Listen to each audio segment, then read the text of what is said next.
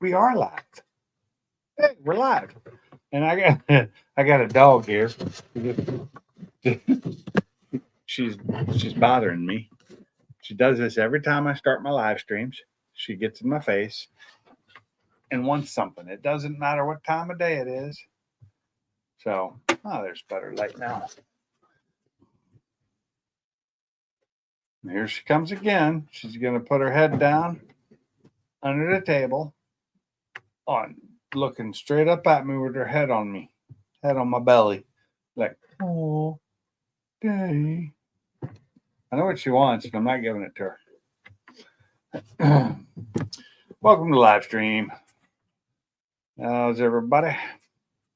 See if this works. But damn, instant square. Here's my car as it sits right now out in the garage, except some of the stuff on the front of it isn't there anymore, like the little plastic thing and the A-N wrenches. I think I put them all away. Maybe they are still sitting there. I don't know. It's been like 2 days. I didn't go out there yesterday because I had PT after work and I didn't feel like it. Today I had a doctor's appointment, which made me have to go back to work late in the afternoon, and then I had to go back to the pharmacy and pick up all my stuff. I didn't get home till late, so I decided to relax and finish watching the last episode of The Day of the Jackal on, I think that's on Hulu. I think that was Hulu. I'm not sure. I was only a couple minutes early. I was scheduled to go on at 7:30, so I'm a little bit early. Only a few minutes. It happens. Bam. Which is weird because my dog usually does what she does when I go live.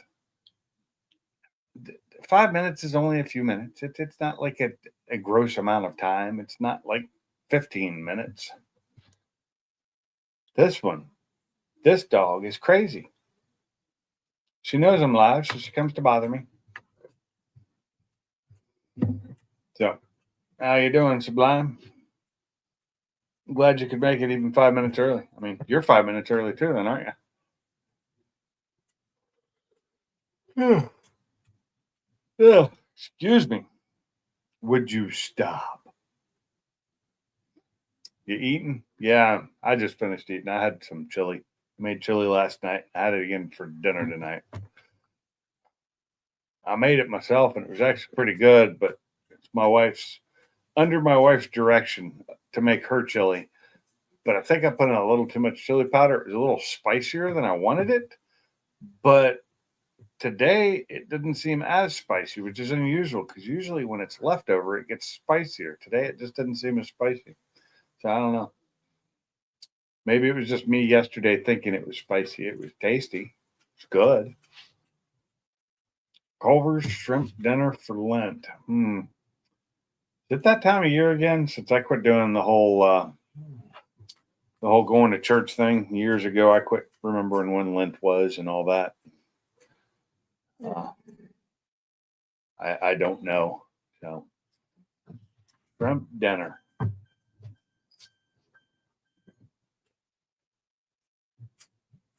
And my wife's alarm is beeping, and her blood sugar's going low. Mine is high right now. Got me a new one of these things in the back of my arm here somewhere. There it is. Little thing to tell my blood sugar, and mine's up to, well, it was climbing to 200, but it steadied off at 194. So that's not too bad. We're trying to get it down lower. Went to the doctor today and got my A1C, and it was a little bit higher than it was 6 months ago. Not a lot, but more than I wanted it. I want to get it back down to like 5. But for now, it's, not. So I got Gone in 60 Seconds playing in the background, so if it gets too loud, just let me know. Why are you watching that old movie? Which one? Look at Nicolas Cage, man. Okay. Well, there's multiple versions of that movie. He not by Nicolas Cage. No, not by Nicolas Cage, but yeah. You say Gone in 60 Seconds. That could be the original. It could be the Nick Cage. Yeah. How many times did the original get played on television? Oh, yeah, that's true. But it's a pretty good movie. What, the original? Yeah, it's a pretty good movie. Yeah, not as good as this one though. It's nothing like that one. It's Shut not up, even- dog. It's almost a different movie. It doesn't have the chutzpah that Cage has. He's got a little something different, Yeah. Oh, anyway, I haven't seen that movie in a while. Is your dog Zoe, bothered? shut up. Want your food or something? She's in the cage because we just got back from picking up my food and I haven't let her out yet. I can't come home and not let my dog out instantly because one of my dogs stays out, Yeah. and I just feel bad for her because I have to put her in a kennel because she'll tear stuff up.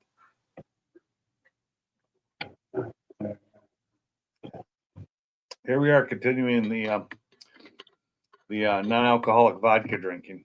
What's It's water. up, Daniel? What up, Daniel Berry? Yeah, I've done pretty good. Only drinking on Fridays and Saturdays, and not even that much. I think. Let's see, Saturday. Here's my The butterfly. You know what butterfly? Mm-hmm. They're open right here. Yeah. See, mine, look, it's not open. It's huge. Yeah. No, what are they? Prawns? Well, Kim, we went to Walmart and Kim got some raw shrimp that she's making with butter and stuff. Right. She don't like the breaded shrimp. I actually prefer the non-breaded shrimp too.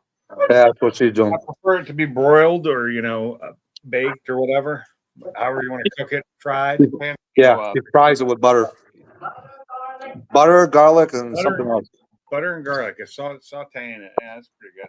I like it like that. Or grilled. I love grilled shrimp. Oh, grilled shrimp's like the best. Look at this. She's so sad.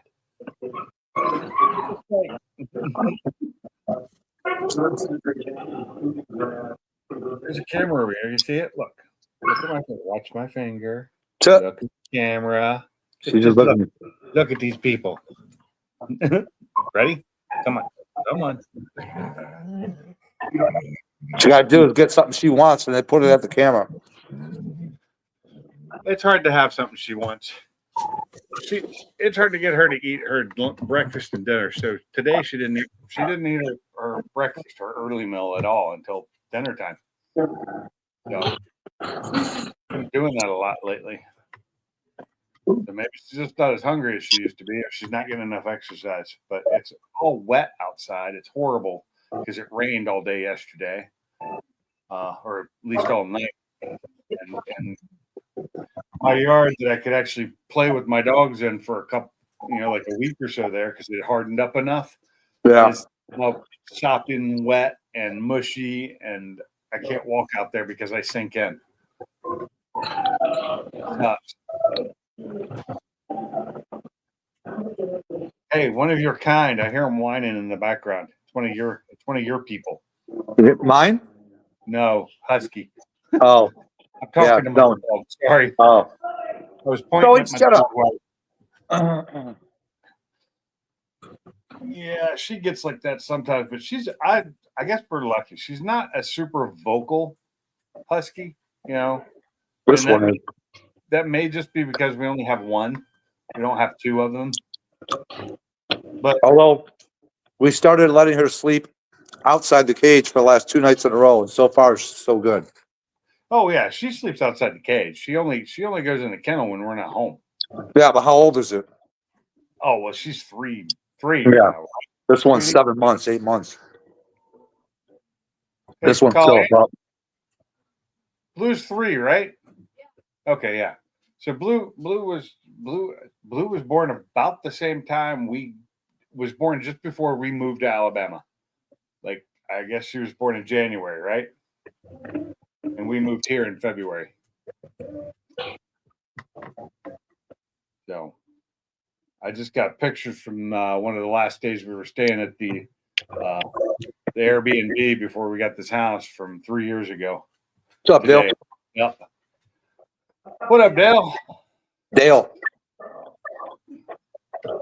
I can't He believe thought I said Dill. it says Dale. Dale's Adventures. No, she thought I said, "What's up, Dill?" Oh, Like pickle? Yeah. Oh, I can hear it, but I can't make out the words.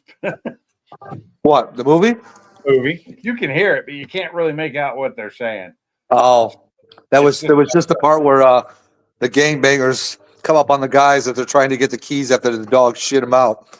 Oh, That's no. sick, dog. I remember I actually watched that movie in the theaters when it first came out. Oh my God. Who we got here? What up, Mob? What up, brother? How's it going? It's going pretty good. Oh yeah. Got the It next was 3 days off. I'm freaking hanging out. Me and the cat. We're watching a little Hangover. Like I said, I wanted to make sure you weren't going to go live because I was going to go live. But this is cool. This is cool. yeah. I've only missed like in the last 3 years, I've probably only missed like 3 Wednesdays. Yeah, I can't say that. I've missed a lot of Mondays. Yeah. I've been pretty good. Usually it's because I'm sick or I'm in a place that I can't get connection. Right on. Not because I have a dog staring at me with her resting her head on my belly and pushing in and giving me the saddest look she can because she wants to go outside. Right on. Right on. Is that what you want? You want to go outside. Now our tail's wagging like crazy. Okay. I'm going to let my dog out. Hold on one sec. Who let the dogs out? Woo, woo, woo, woo. Who let the dogs out? What's up, Sublime? How's it going, buddy? Not too bad. Just eating. Good deal. Good deal. So only one dog went out. Nice. Laid there and looked at me like, nope. Anyway, yeah. So Gone in 60 Seconds is one of the last movies I remember seeing, or I remember where I was. I was out of town on a job, and I was bored, and I went and looked at the theater and saw that movie was playing, and went in and watched it. And it's like this is before I was really dealing with cars a lot. I mean, I was driving a piece of shit. I was just driving something that could get me to work and back. And I went and watched that movie, and it was so much fun. And then I went and watched, right after I saw that in the theater, I went and rented, because you could still rent movies then. I went and rented the original because I wanted to see it.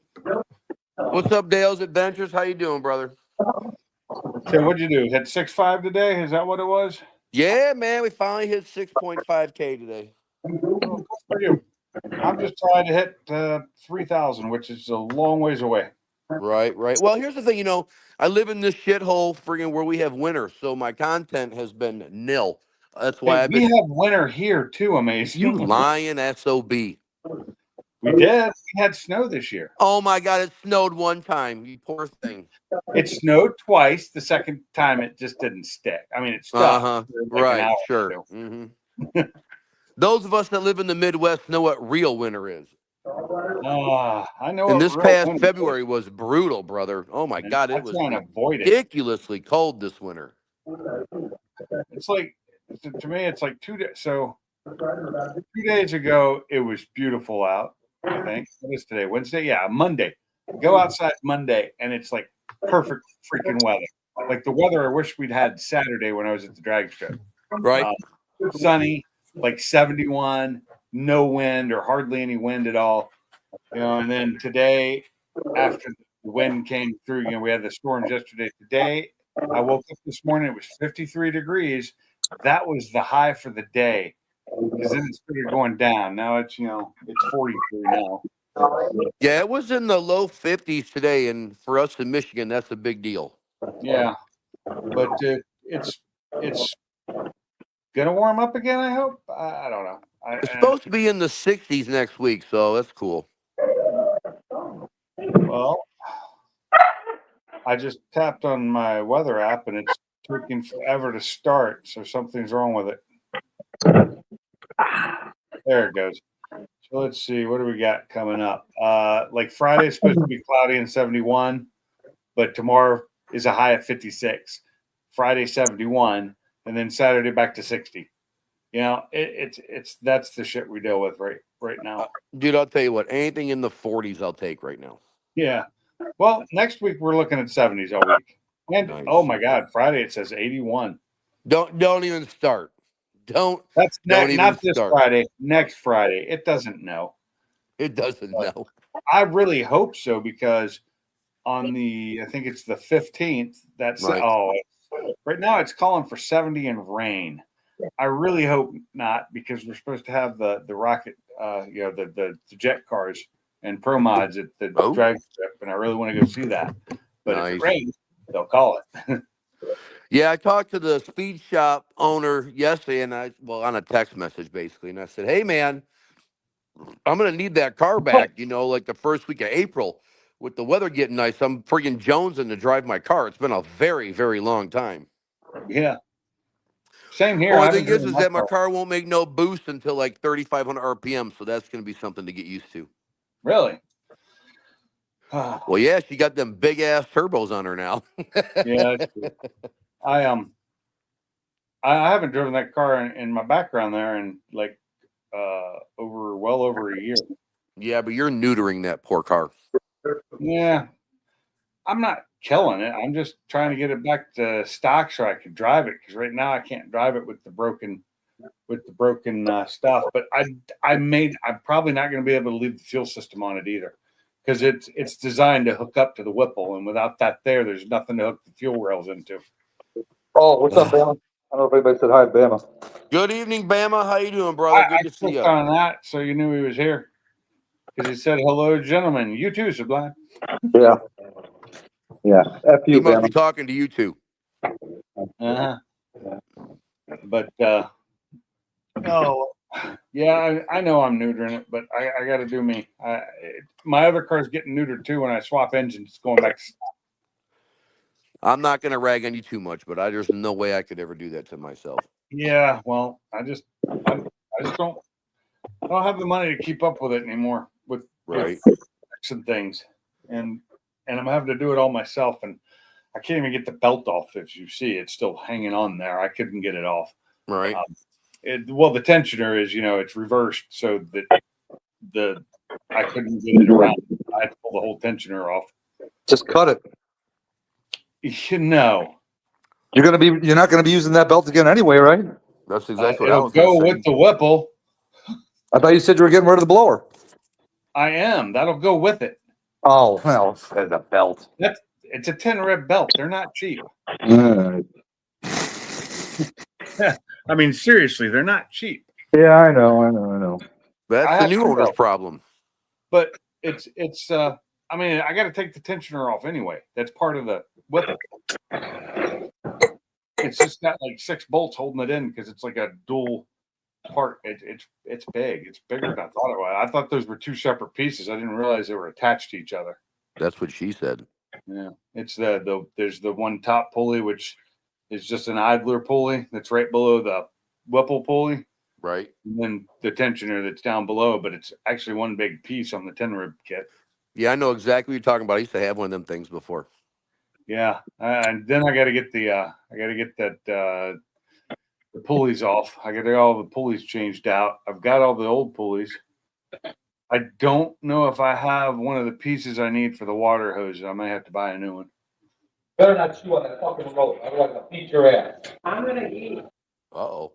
Why are you gonna beat Kim's ass? No, the dog. I said she better not chew on that freaking remote control or I'll beat her ass. Oh, I The thought you said beatings are about to commence. I thought you said rope too. I didn't hear remote. I heard rope. Oh. I'm like, What's up, Salty? Good to see you, brother. Salty, what's up? I didn't realize the dog. I mean, we had ropes for our dogs. Does that dog have any chew toys? Yeah, a rope, ironically enough. Yeah, we had to take the rope away from our husky because she was eating it. Well, she was too. She was chewing the ends off. So what I did is I got smart and I took the ends that were kind of frayed and cut them right to the knots. So she couldn't freaking chew any of that off. If she's anything like ours took it apart. She didn't care about the knot. She ate it right from the middle, from the knot. She just tore that thing apart and started eating them.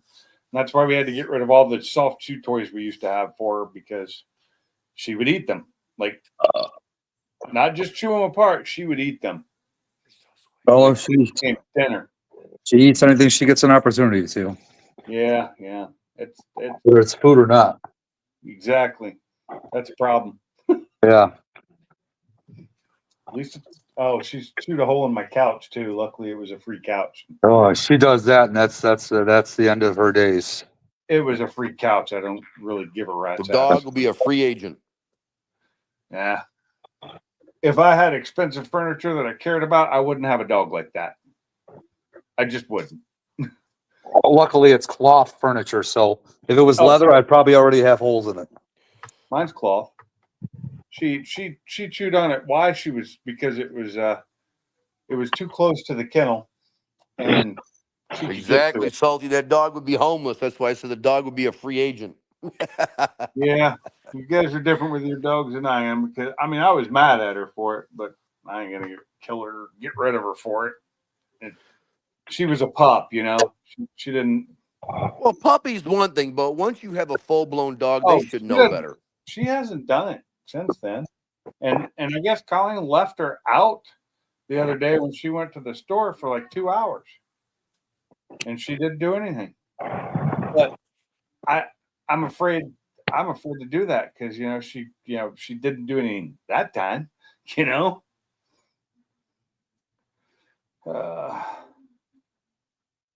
But I just don't trust them. And I've been told you can't trust huskies throughout their entire life. You just can't. Wait, what'd you say? What was the last thing you said? You can't trust huskies their entire life. Oh yeah, I know. I mean, as much as I'd love to, it's just built into them. It's just what they are. They're stubborn, is what they are. Yeah, that too. Very stubborn. A foot and a half a day keeps you stubborn away. Not with a husky, they What's would up, carry. Salty? Yeah. Good to see you, He buddy. was the one dog What's I up, buddy? know of who put that electric collar on her that we had for training the German Shepherd that would just make the German Shepherd stop in a half a second. And on the German, it was turned to like 2 or 3.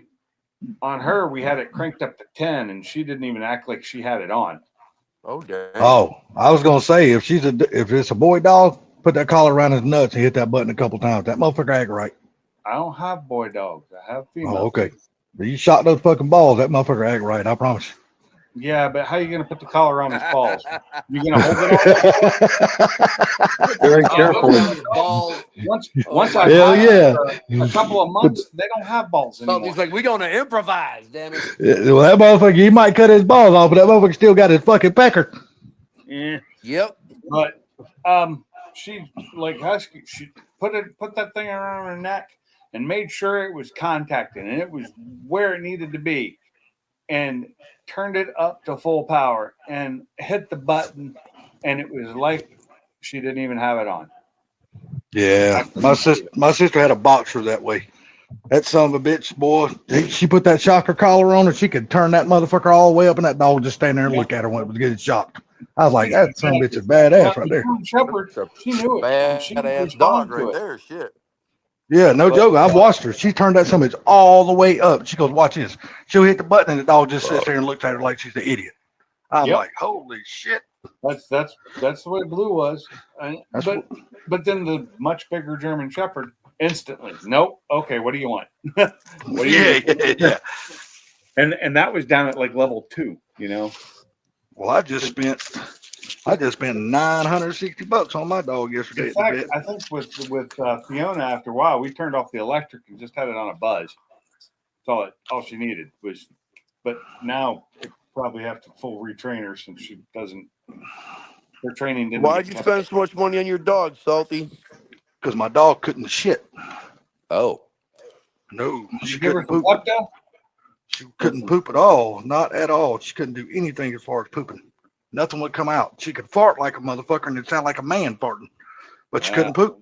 I took her to the Oh, vet. damn. They said her anal glands was so swollen. They're not Ooh. dirty or nothing, but her anal glands were swollen. And I'm like, damn, I have her anal glands checked every 3 months when I have her groomed by the groomer. And she goes, well, that's fine. She goes, but sometimes they can inflame and just swell, and it won't let them go to the bathroom. She goes, it's nothing that you've done or nothing nobody else. She goes, animals, it just happens sometimes. That sucks. It sucked for her. I mean, because she was Wow. pathetic, dude. She was sitting on my bed, just shaking. I mean, just shivering and shaking like she was freezing. But what it was, she couldn't go to the bathroom and she was hurting. And I was like, I'd like holy to shit, like man. that. Dude, Yeah, I we know felt how so that bad goes for her, man. sometimes. Hate it when I I felt, can't go. dude, I felt so sorry for her because, there was nothing I could do to help her out. You know what I mean? And so Everybody finally needs I a got good poop.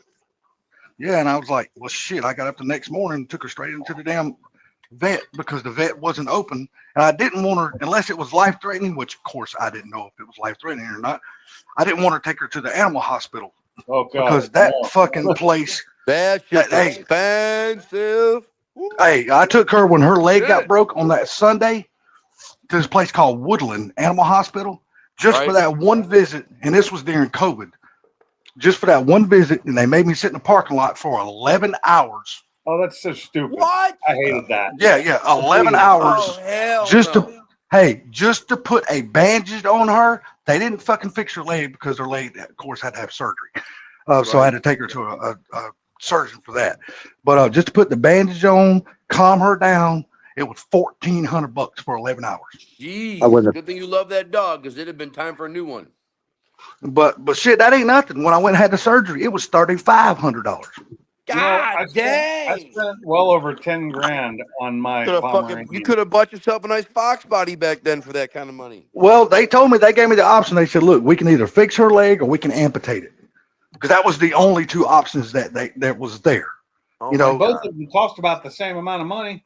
No, the amputation was only $1,200. It was cheaper to have the amputation done at the animal hospital than the 24-hour animal clinic thing you take them to. Right. But they said if you want to have the surgery done to save her leg, now for that $3,500, is what you got. I had every single week on Thursdays, I had to take her back to that vet for a checkup every single Thursday. Well, all those checkups were included. All of her medicines were included. All of her whatever was in, everything was included in that. But the animal hospital was 100 miles from my house. So I had to every Thursday. It was a 200-mile trip to just take her to get her checkup every week. Yeah, every single. I had to go to Proline's house. I was. Hey, look, I was a block and a half from Proline's house every time I took her to the vet every Thursday. Damn. Yeah, and he lives 100 miles from me. Oh my God. So it was 100 miles there, 100 miles back. And you got to stop within that time because you got to let her get up, go to the bathroom. So you got to stop, find somebody's grass or a park or something where they won't throw you out just so she can go take a freaking quick piss. Okay. So my wife just reminded me how much we spent. So 3 of our animals, we lost 2 of them within a year of each other. Actually, sorry to hear about that. Within a year and a half, we lost all 3. But in their last years, we spent over $25,000 on those 3 dogs. Fuck that shit. Well, don't get me wrong. I love my dogs. Don't get me wrong. But $25,000, that's a lot of fucking money. Well, it wasn't all at one time. It was over like a year and a half. Still, a year and a half, $25,000. Think about it. That's half of some people's yearly fucking salary. Okay. Well, at the time, it was not even close to half the time. Okay. But you see what I'm saying. There's some people out there that only make 50 grand a year. And that's before taxes. I feel sorry for those people. Well, yeah. I mean, you know what? Believe it or not, there's a lot more people out there working for less than that than y'all can. Y'all can imagine. Taxes, there's a lot of people that makes a lot less. After taxes, I make less than $50,000 a year now. Yeah, that's after taxes, 401k, all that comes out.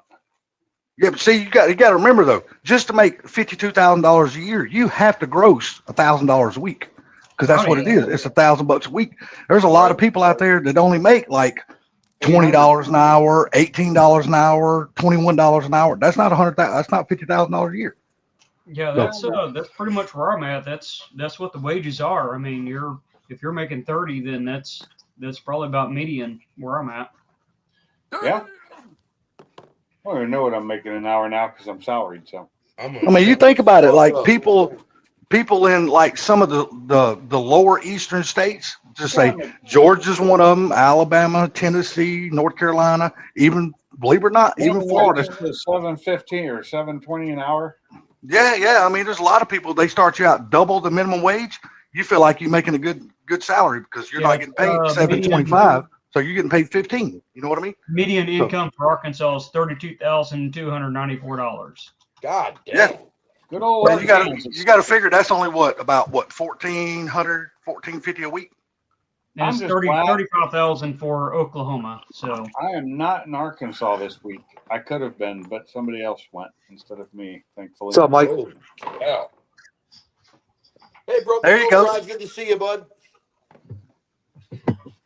hey, Well- Mike, sorry, I'm a little slow. It's not my internet, it's me. I'm a little slow. I'm a little slow.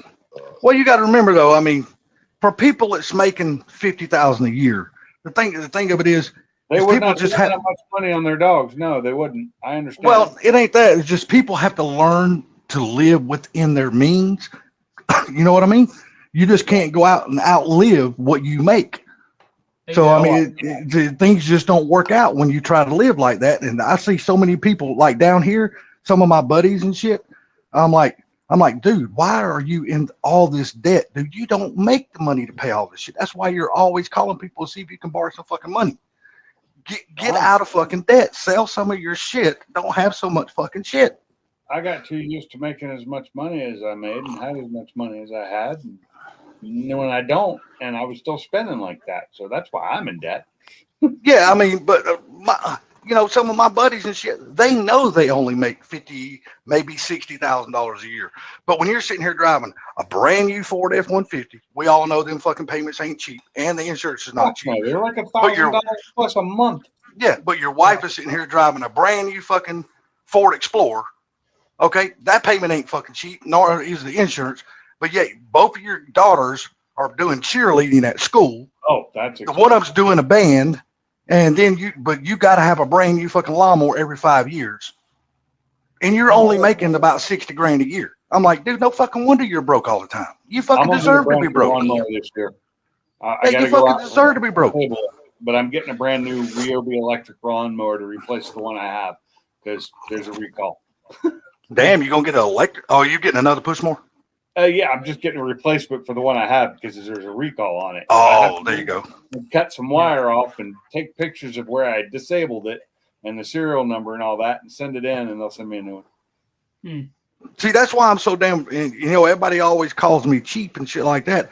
It's just, dude, I've always lived really frugal. I have always been one of those type people, dude. I don't have a need to spend a lot of money.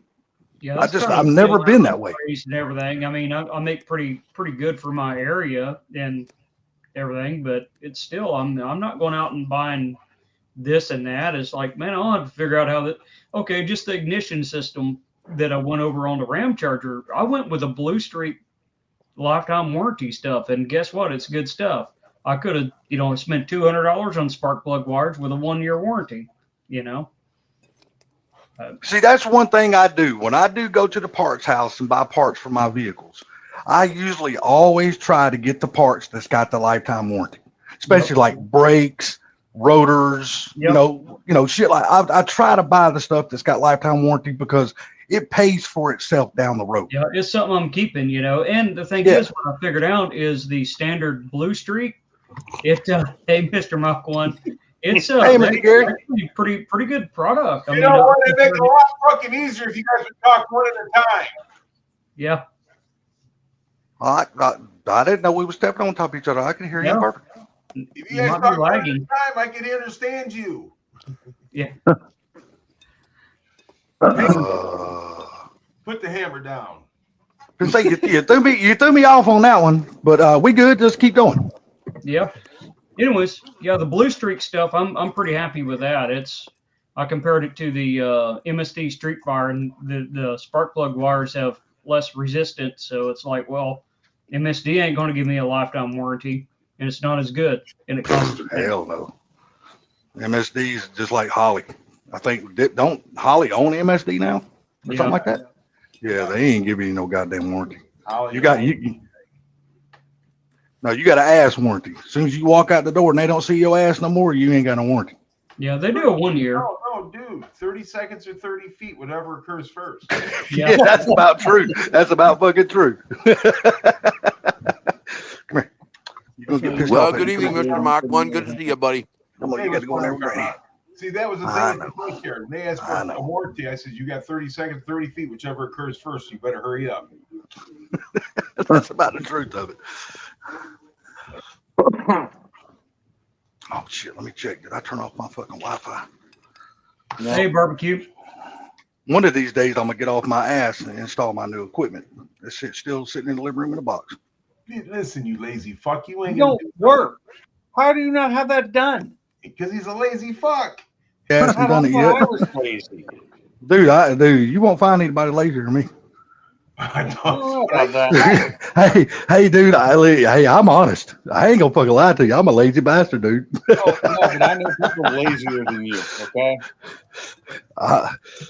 Dude, I have to check myself to see if I'm even still breathing sometimes. It's that bad. Salty, I have to say you are one jacked up individual.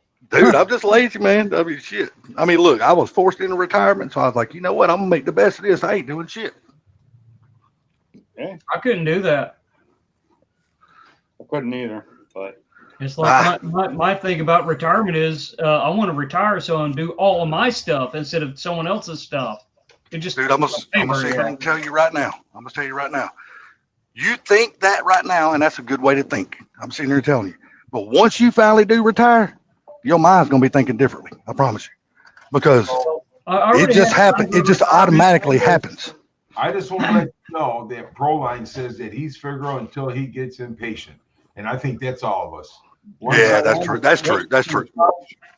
That's true. I agree with that. I'm not getting any younger.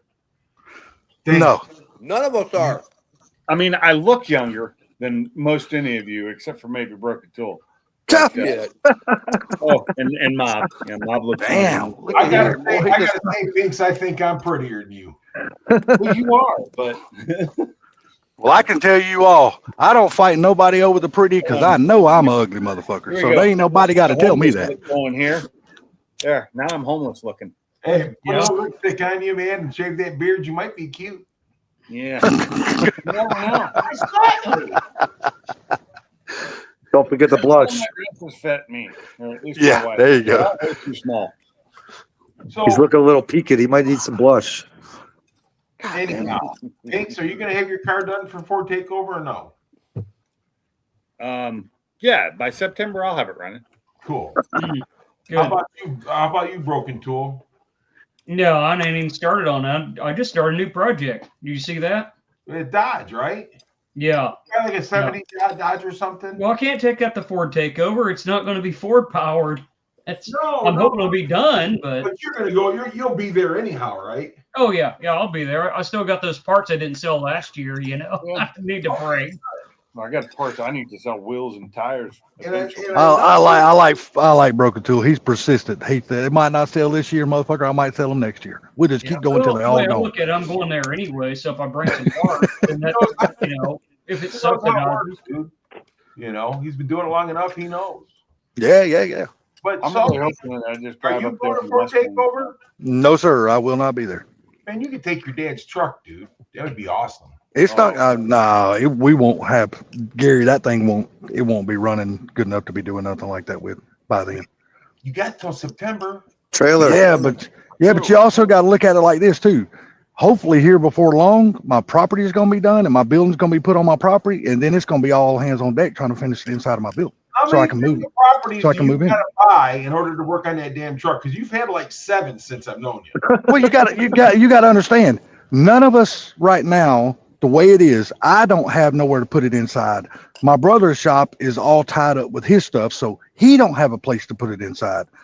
My other brother, he don't even have a damn garage. I mean, he's got like a 1-car garage in his house, but that son of a bitch is slap full of him and his wife and his son's stuff. So he's got no place to put it inside. So we're not going to tear it apart until we actually get it where we can put the truck inside. That way we can keep up with all the parts. Oh, And I'm not going to take it apart outside anyway. I'm not going That to do truck that. don't need to be taken apart that much anyhow, does it? No, but what It's a pretty freaking nice truck.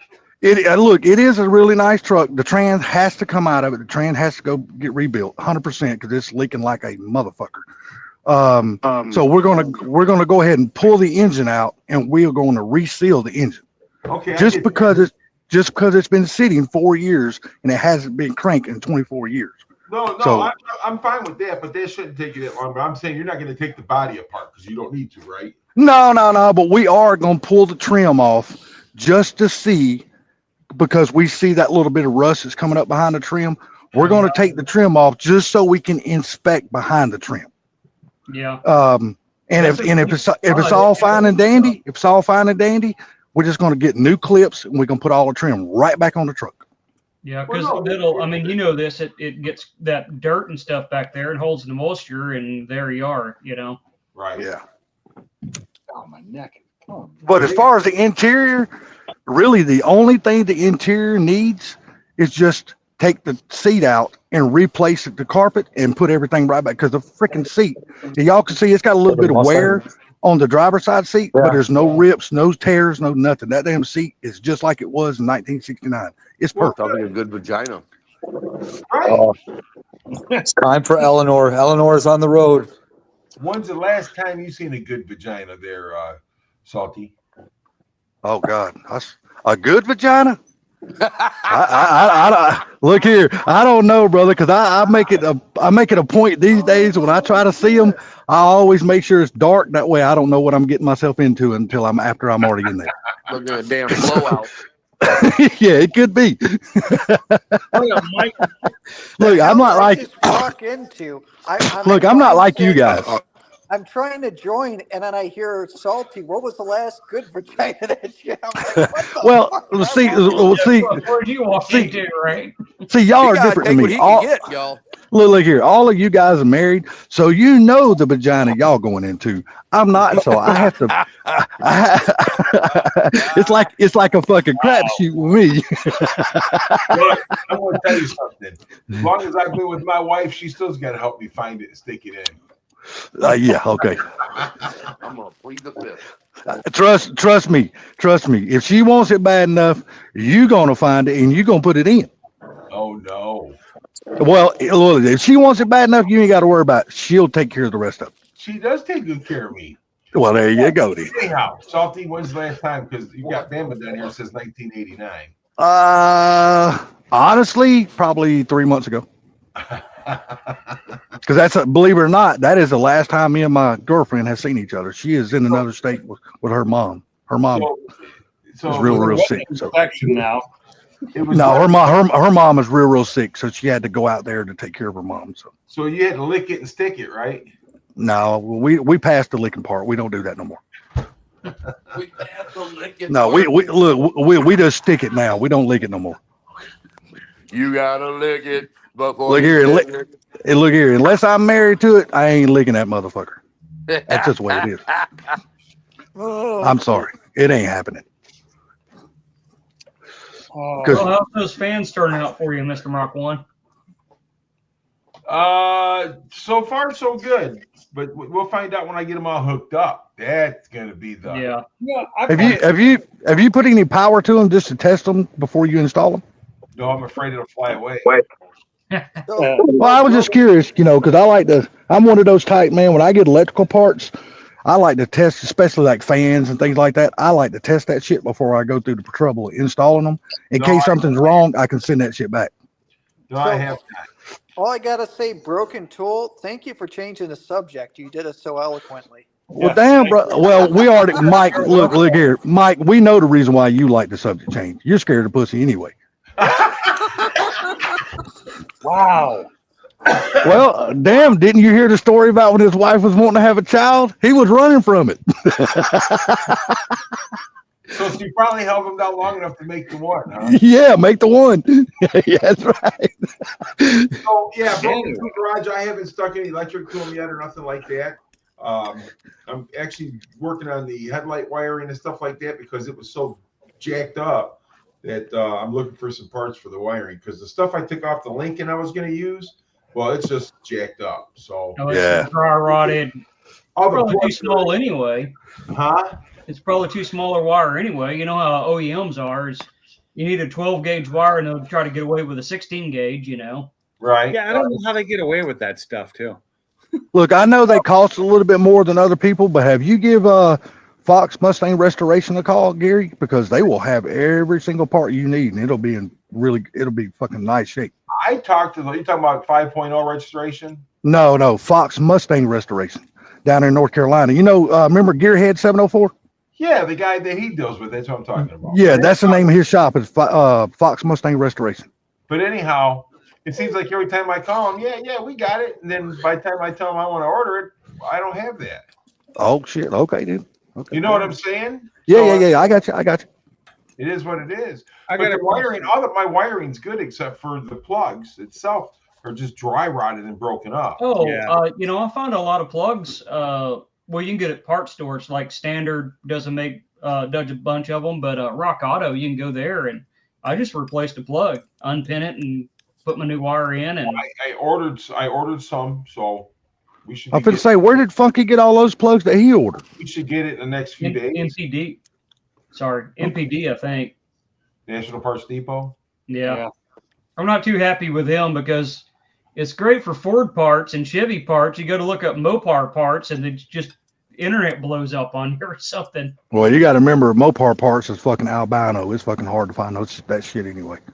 Yeah. And they're proud of those motherfuckers. Now, look, the Mopar guys, no offense, but they are not on the same fucking planet as the Ford and the Chevy guys. Them guys are on a planet by themselves.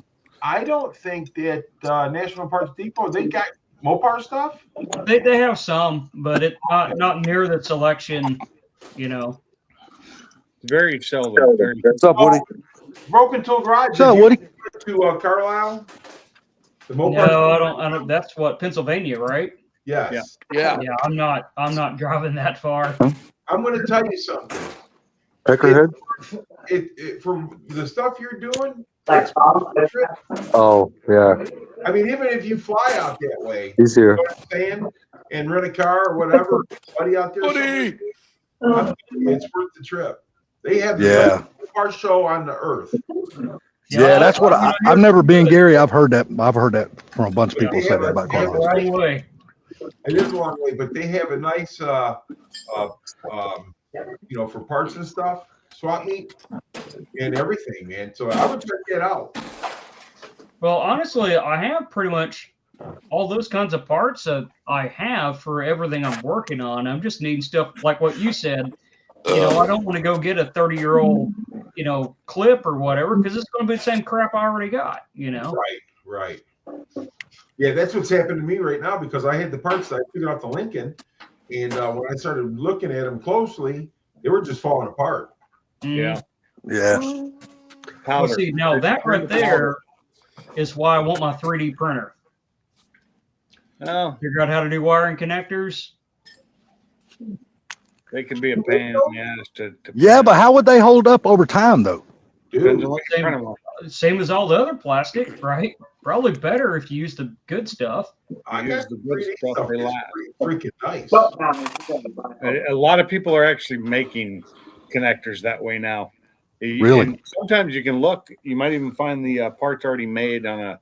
Yeah, Online. someone probably already designed it because all it is like your weather pack connector, with a pin. Well, the Yeah, certain Rolex, weather packs Rolex or whatever. you can't copy because they still have patents and copyrights on them. You can't. No, but I'm saying if I need a 4-pin connector, I just download their file for free for a 4-pin connector.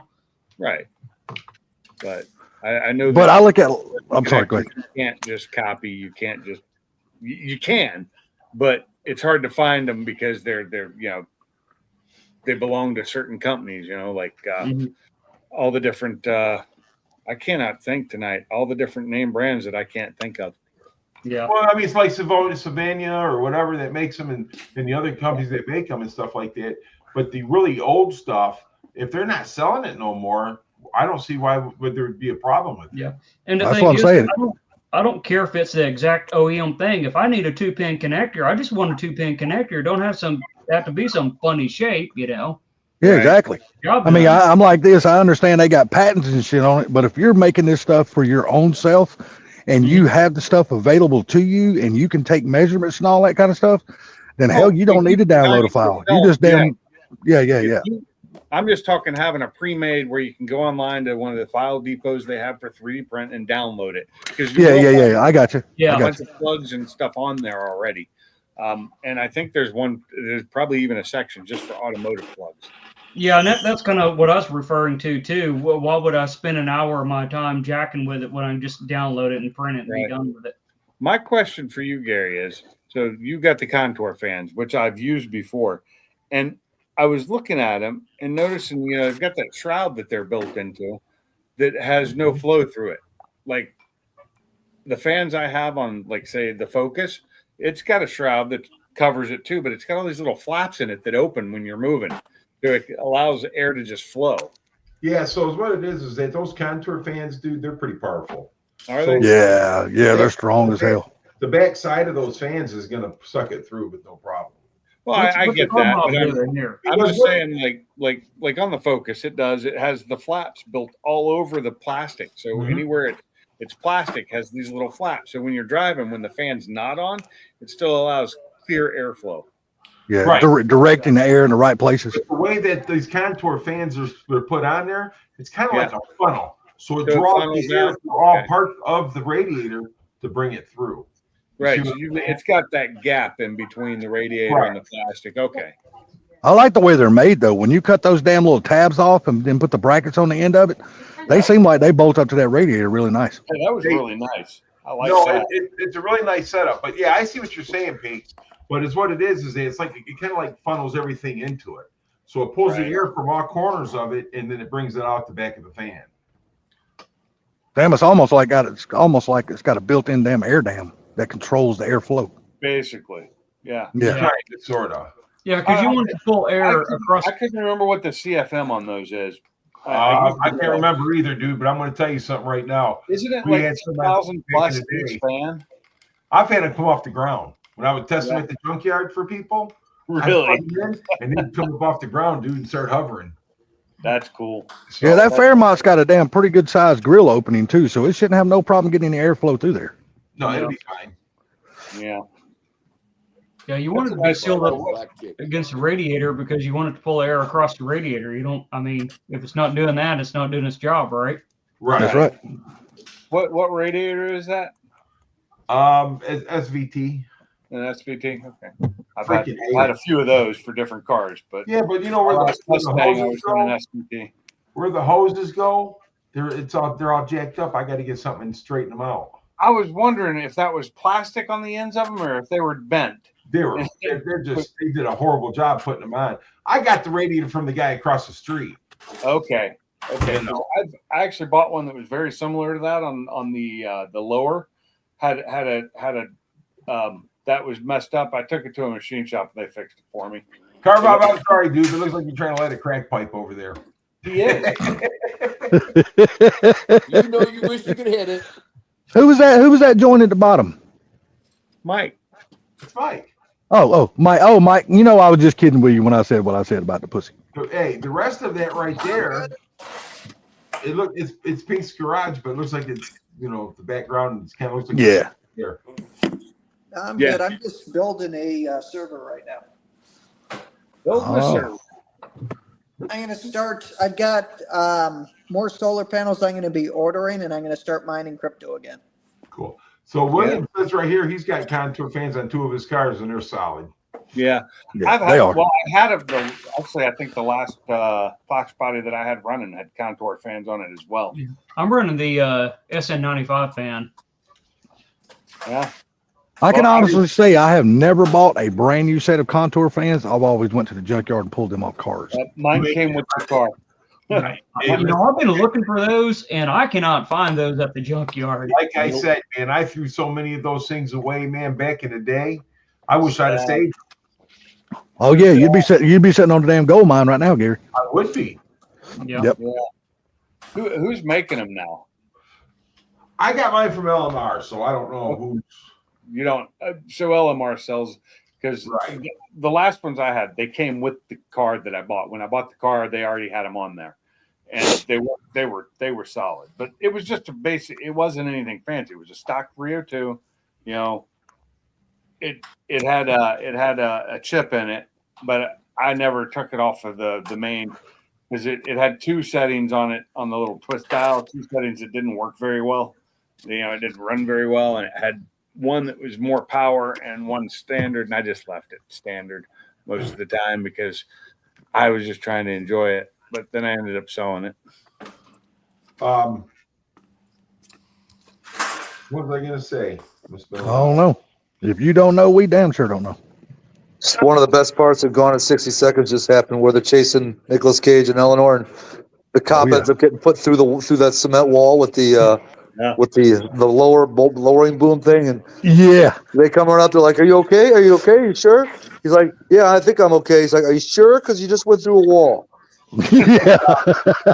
Right there's Pinks all the way, buddy. See that? That's Pinks. Oh, that's cool. Man, what do y'all think about damn Honda building that damn massive ass car plant in fucking Indiana? That thing looks nimble. Where is that? Was that the Henry Ford? Yeah, that looks I fun got to video of that drive. car at the Henry Ford. Is that what's his name's old car? I wheeled the shit out of that thing. Box. You talking about Ken Blocks? Kim Block. Yeah. I think I've seen that thing in person. They had a poster there with him standing next to it too, and everything. I know his damn car sold for a damn lot of money at his Mustang sold for a lot of money at Barrett Jackson. Holy shit. What the hell was the name The of that? Hoonigan. The Hoonigan. Yeah, I think it sold for what? 900,000, I think is what it was. I don't think it was a Mustang. It was a truck, wasn't it? That thing. No, had it wasn't a all- truck. No, I it thought wasn't a truck. car. No, it was a car, not the truck. The Mustang. The Mustang? It was like a 65, Yeah, it was the Mustang. Yeah, that's the Hoonicorn. Yeah, that's the one that sold at Barrett Jackson. It's got Hell, all- Sublime, you showed it to us right here on live stream at night when it was Yeah, selling. but that was a truck, dude. That wasn't a car. No, it's it was a car. it was a car. It wasn't a truck. Yeah, it was a car. Toolbox. It Sorry. looked kind of trucky because of what they'd done to it, but it was a Mustang. Yeah, that Nah, guy it was had all steering, didn't it? Huh? Yeah, like I said, it sold for like 900 grand if I remember correctly. Steering, man. It was That thing's about, badass. yeah, whoever bought that car, I can guarantee you that car will be put away in somebody's damn collection, and it probably won't see Forever. the light of day until it goes up for sale again. But why? Because Yeah. people don't want to drive those kind of cars. They want to preserve that shit, and I don't wanna blame them. drive it.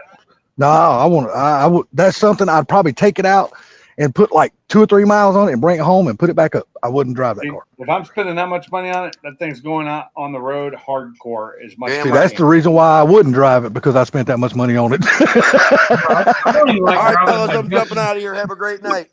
All You right, too, there, man. Mr. Carmob. Have a good. Hey, grats on 6.5 K subscribers, bro. I appreciate it, man. Thank you very much. Everybody have a good night. If You I too, had buddy. that much money to spend on a car like that, I'd have to be a billionaire. But see, even though you spend that kind of money, but you got to look at it. In that car's case, that is a piece of history, and it is a very desirable collectible. That's why you couldn't go out and beat on it, because the more you beat on it and shit goes wrong with it, the less it's going to be worth.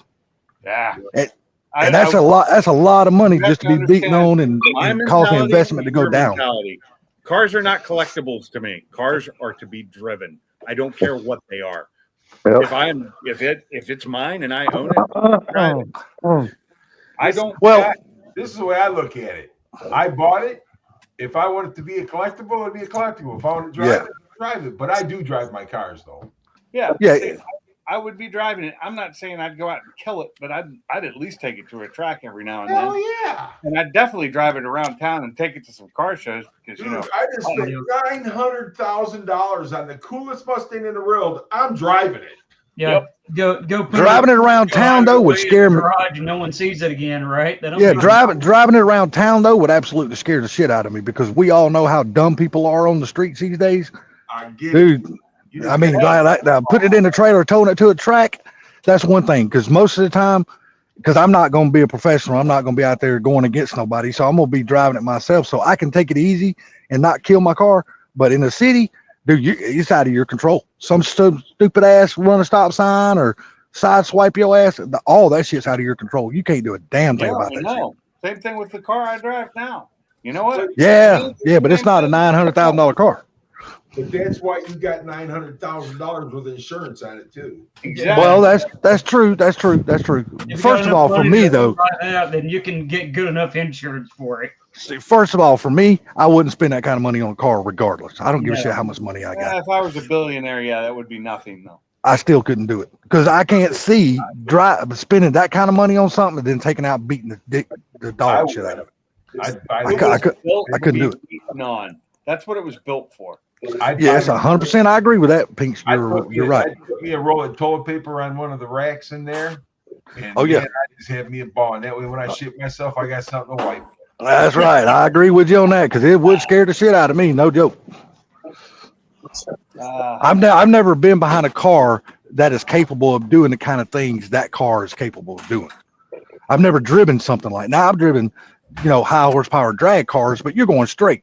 You're not in something like that that's built to go around curves and drift. And I've never driven nothing like that. So Woody's garage has the right ideal though. Yeah. If you got that much, you could pour yourself a small track, circle track. There you go. Yep. Have your own That's personal true, too. track. I love That's having true. that. yeah, I agree with that now. And Proline, that's the reason why snow is the only thing I won't ride a snowmobile on, and water. Yeah. Why is that? Because when you're riding like down the quarter mile, you know what you're getting. You can see the track. When you're riding on the ice, you know what you're getting. You know if you're going to hit a hump or a patch of snow. You know what you're getting. When you're riding on grass, racing grass tracks, same thing. You know what you get. You see the grass. When you're riding on snow, there could be a nice little boulder underneath that snow if it's 12 inches and you don't know it, and you hit that thing at 40. It happened to me. Yeah. Ask me how I know. Oh, I agree with you. The unknown, man, would some good time out there could really turn into something catastrophic. You could fuck After yourself that up like happened, I swore I would never ride a snowmobile on snow ever again. I almost fell off that damn thing. I used to go up in the UP and we would ride for, 200 miles in a weekend. But it always seemed like the stupid asses up there were the ones getting killed. You know what I'm saying? Because they weren't paying no attention. They were just riding like freaking fools, and they hit a tree or they hit that rock or whatever it may be. But we went up there, we all drove, and kept an eye on each other and didn't try to do 150 miles an hour through the woods because But didn't Ken Black get taken out by an avalanche? Probably, I don't know. It was just some kind of snowmobile. I think he was on a snowmobile when it happened. He was, but I think it was an avalanche that got him. Well, no, that's what Proline just said. He was on the snowmobile, took him out. Exactly, Woody. No way. No way. Hey, more than likely, knowing that dude, he probably had a 500 horsepower snowmobile too. Yeah, no shit.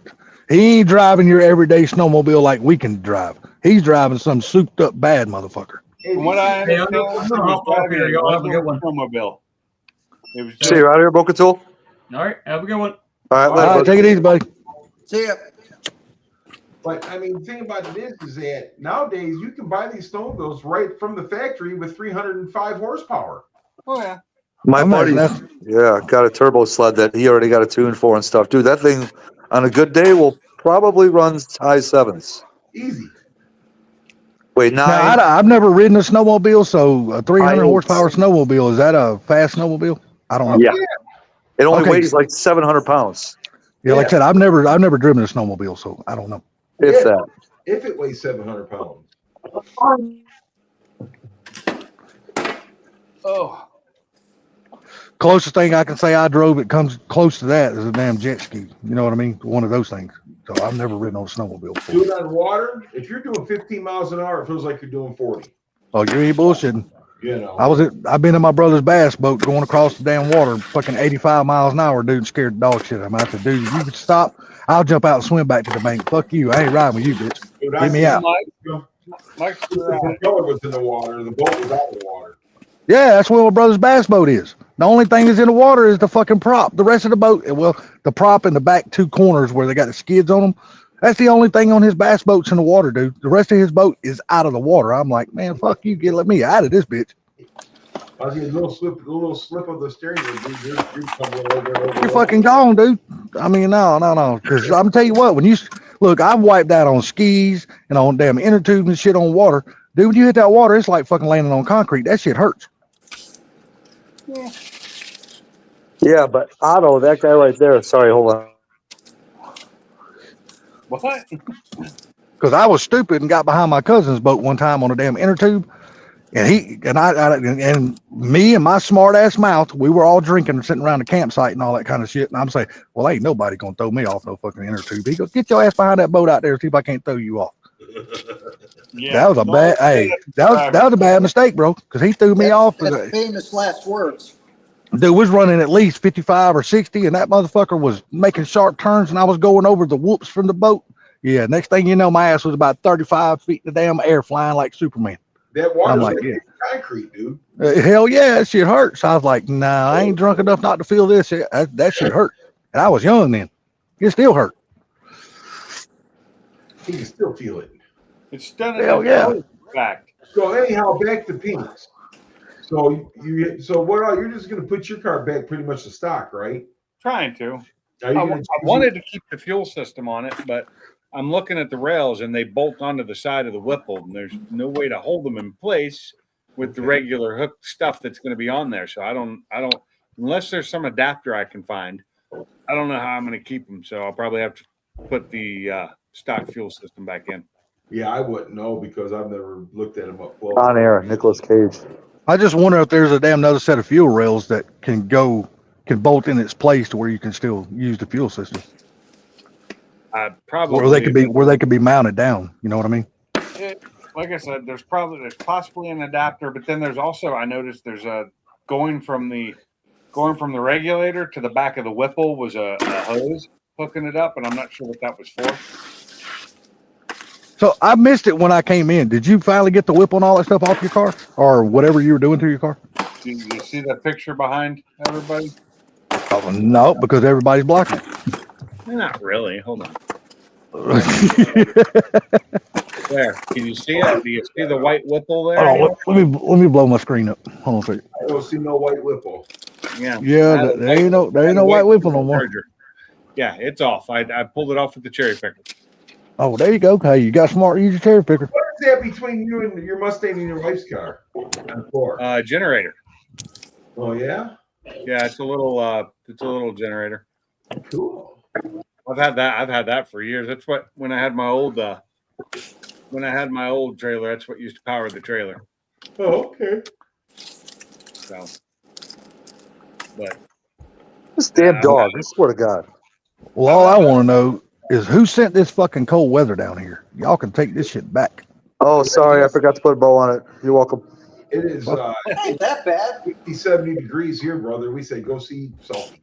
Damn, it's supposed to be 33 degrees here tonight. That's cold, dude.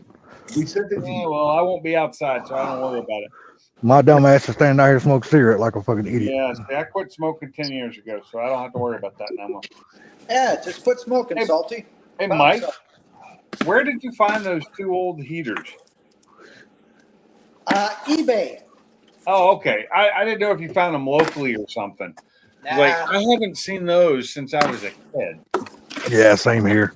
I just want to know when you got them turned on, how much power do those things draw? Because I'm sure they're not efficient worth of shit. 1,500 watts. That's what they draw. Well, he's got three different settings on his. He's got 1,000, 12, and 15 on his. There you go. That's how much power they draw. Well, you know what? You're correct. I don't know why I asked that stupid question. So you're right. I remember when It's I a was lot. a kid, we had one had a big old 3-phase plug on it, Yeah. Mhm. and they had that thing plugged in back there where the washer plugged in at.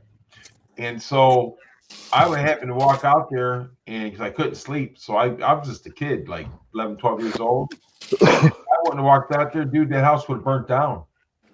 It was sparking, and oh my God, those things are dangerous, man. Yeah, Mike, that's the ones that don't have the automatic cutoff on them, right? When they flip over, they just keep on going, right? No, actually, they do. So these, there's a little lever in there. So when it goes to flip over, the little lever on the inside has a weight on it, and it swings and it trips it off. Yeah, those were some of the first ones. Those are Yep. those are I think 80s models, aren't they? Yes. Yeah, I mean, so they're they're horrible for safety. Absolutely, just. They are. They're the worst. But I love and, them. And they have metal grates on the front that will burn the shit out of you if you touch You ain't fucking lying. They'll Absolutely. light your ass up. your fingers to them when you had them turned on. Ask me about my calf muscle. It's touched a few of those some bitches. They hurt. I've burned my feet on those. They'll burn right through your damn jeans, dude, if you don't watch it. Right through. Look at this. That is pretty. Hold on. Yes, Let me- Oh, I agree. When they're lit up like that, they're pretty as hell. I think they're cool looking. And it's only because of the nostalgia for me. It's not because, I think they're the best thing in the world, but I'm nostalgic for things like that. But I'm not going to spend money on them because they cost too much to run. No, I agree with you on that, Binks, because they're like nostalgic to me too. But that one that almost caught our house on fire, dude, that was an older one than that. Right. You probably had a 60s or 70s model, which had no safeties on them whatsoever. Oh, man. But I tell you what, they worked. I'm telling you, when you didn't have no heat, turn them some bitches on, they fucking heat up shit. They work good. Yeah, they do. And those are the ones with the fans in them, not just the radiants. Yeah, they got the fans, and I, like I said in the video, I took them all apart, cleaned them all up, lubed the fans with light oil, and I couldn't hear the fans running when you turned them on. I didn't either. I didn't hear them either. oh yeah, you just so all the microphones these days have like the background cancellation. The So noise Yep. I keep on trying to do startup videos on my cars, and they just sound freaking horrible. And I'm trying to find a microphone that doesn't have noise cancellation on it. Well, you have to find one that has it that you can turn off. See, my phone is automatic, and there's no way to turn it off. So I think my Blue Yeti would actually pick it up. The one I have in my office, I think that'll pick it up. But I have noise canceling turned on, but it's a physical button I think on it that you can turn it off. See, I wish I might Mike, have to use a tablet to do it because that won't have noise cancellation. Mine does. Mike, have you looked at Texas about buying? A lot of people in Texas are selling those damn used solar panels. Have you checked into them? Because you can get those damn things pretty damn cheap out there. So And the big 24 ones, too. panels that I have outside, I bought used, and then the new ones that I'm going to be ordering, I'm going to get from Signature Solar. I'm going to get a really good deal on it. Oh, okay. How many batteries do you have now? 24. You do have 24. I thought Yes. you had 12 up there. Yeah, so No. it's once I get the additional solar panels, I'll have more power than I know what to do with. In the wintertime, I could have electric heaters and get it up to like 75, 80 degrees and leave it like that, and I'll be fine. If you don't mind me asking, and you don't have to answer this question if you don't want to, but roughly, without giving a specific number, what does those batteries cost you per battery? $370 a piece. Yeah, they're not cheap. Well, it's cheap. It's cheap considering what they were about 5 years ago. They were fucking $1,000 5 years I was ago. going to say, I can't find a battery for my cars less than $200 anymore. Shit, I don't pay but $50 for a battery. Yeah, well, I buy new batteries, but I'm just saying. I buy used ones. But I'm I got- saying, go look for batteries. Oh now. yeah. New batteries are expensive as hell. I 100% agree. Not a single battery available is under $200. Well, we got this mobile battery guy around here. Hey, I gotta take my dogs out. I'll be out. Sorry. We don't Okay. have that, so Yeah, we got this mobile battery guy, and that's his name. Is what he goes by. The name of his business is called the Battery Guy. Well, he's a little Mexican guy, really nice guy, can speak really good English and all that shit. And he'll bring you out a reconditioned battery that he does himself. He don't send them off. He does all this shit himself. He'll bring it out. How he reconditions it? He tops I don't it give off with water, and then he puts a charger at very high amperage to desulfate it, or you can hit it with a welder. So I don't give a shit what he does. All I know is when I pay $50 for a battery, he'll come out. He will take my old battery out. He will install my new battery.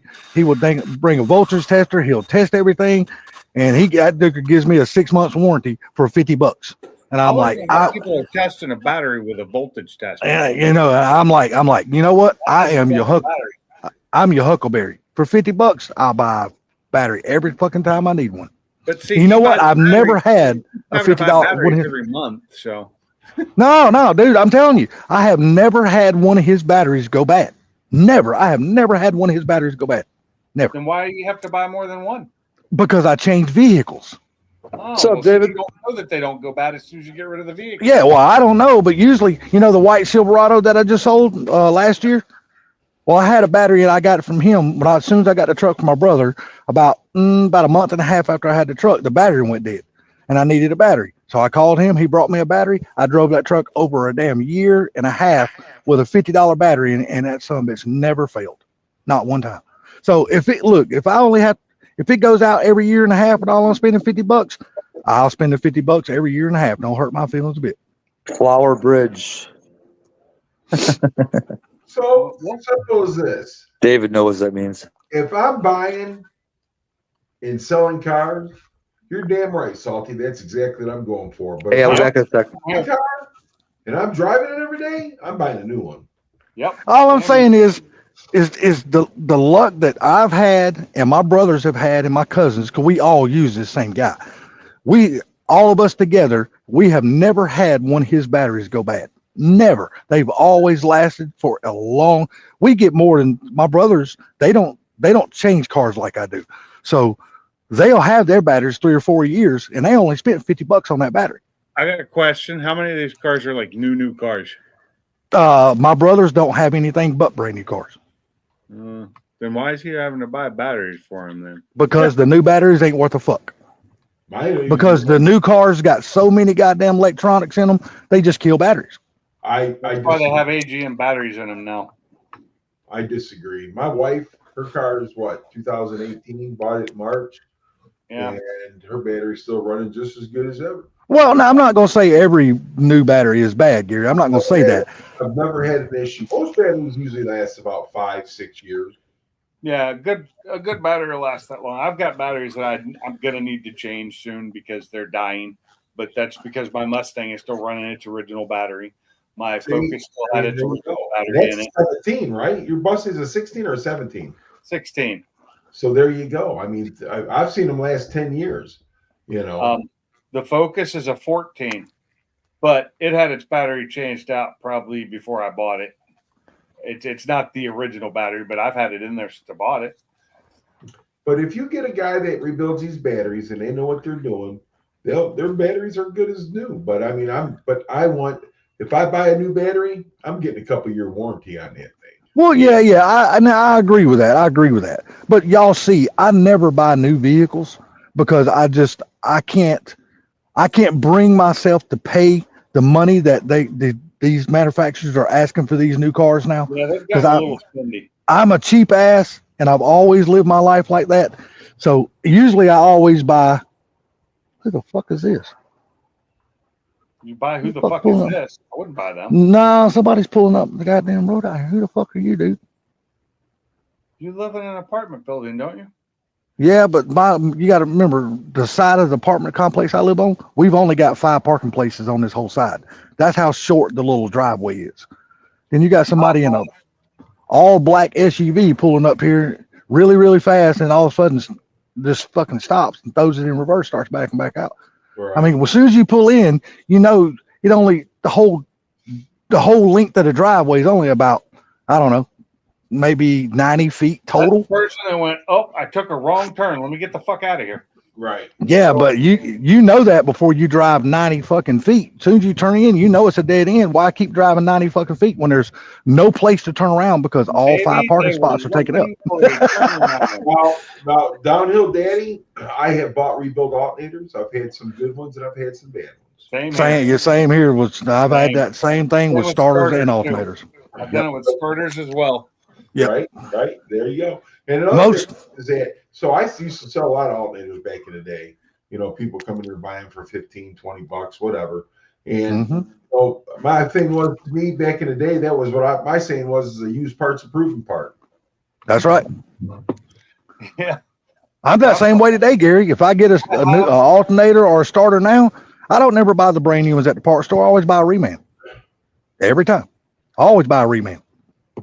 I don't always buy reman, but I know I bought a new starter and it did not work for my Focus, and then I got rid of that and bought a reman from the local, and it worked fine. Yeah. I've always been that way. I just can't help it. I'm just a cheap motherfucker, and I don't mind being called a cheap motherfucker, but I've always like Gary, him and his daddy owned a junkyard. Well, my dad was always into junk cars, so our backyard was always slap ass full of junk cars. And I live my life growing up, pay less as possible for what you get. And that's just the way I've seen my dad do it, and I've done it my whole damn life. I can't help it. It's a sickness for me. I can't. Well, but I'm saying that think about this. Back in the day, we didn't have the money to buy new parts. Oh, hell no. Hell no. No, I used to. I used to go to junkyards all the time to pull parts. It didn't matter. I pulled all kinds of parts out of cars. Exactly. Fuck yeah. I pulled starters that was I pulled starters that was so greasy. You would look at them as like, there's no way this motherfucker's ever possibly going to work. You take it home, hook it up, and that motherfucker works just perfect.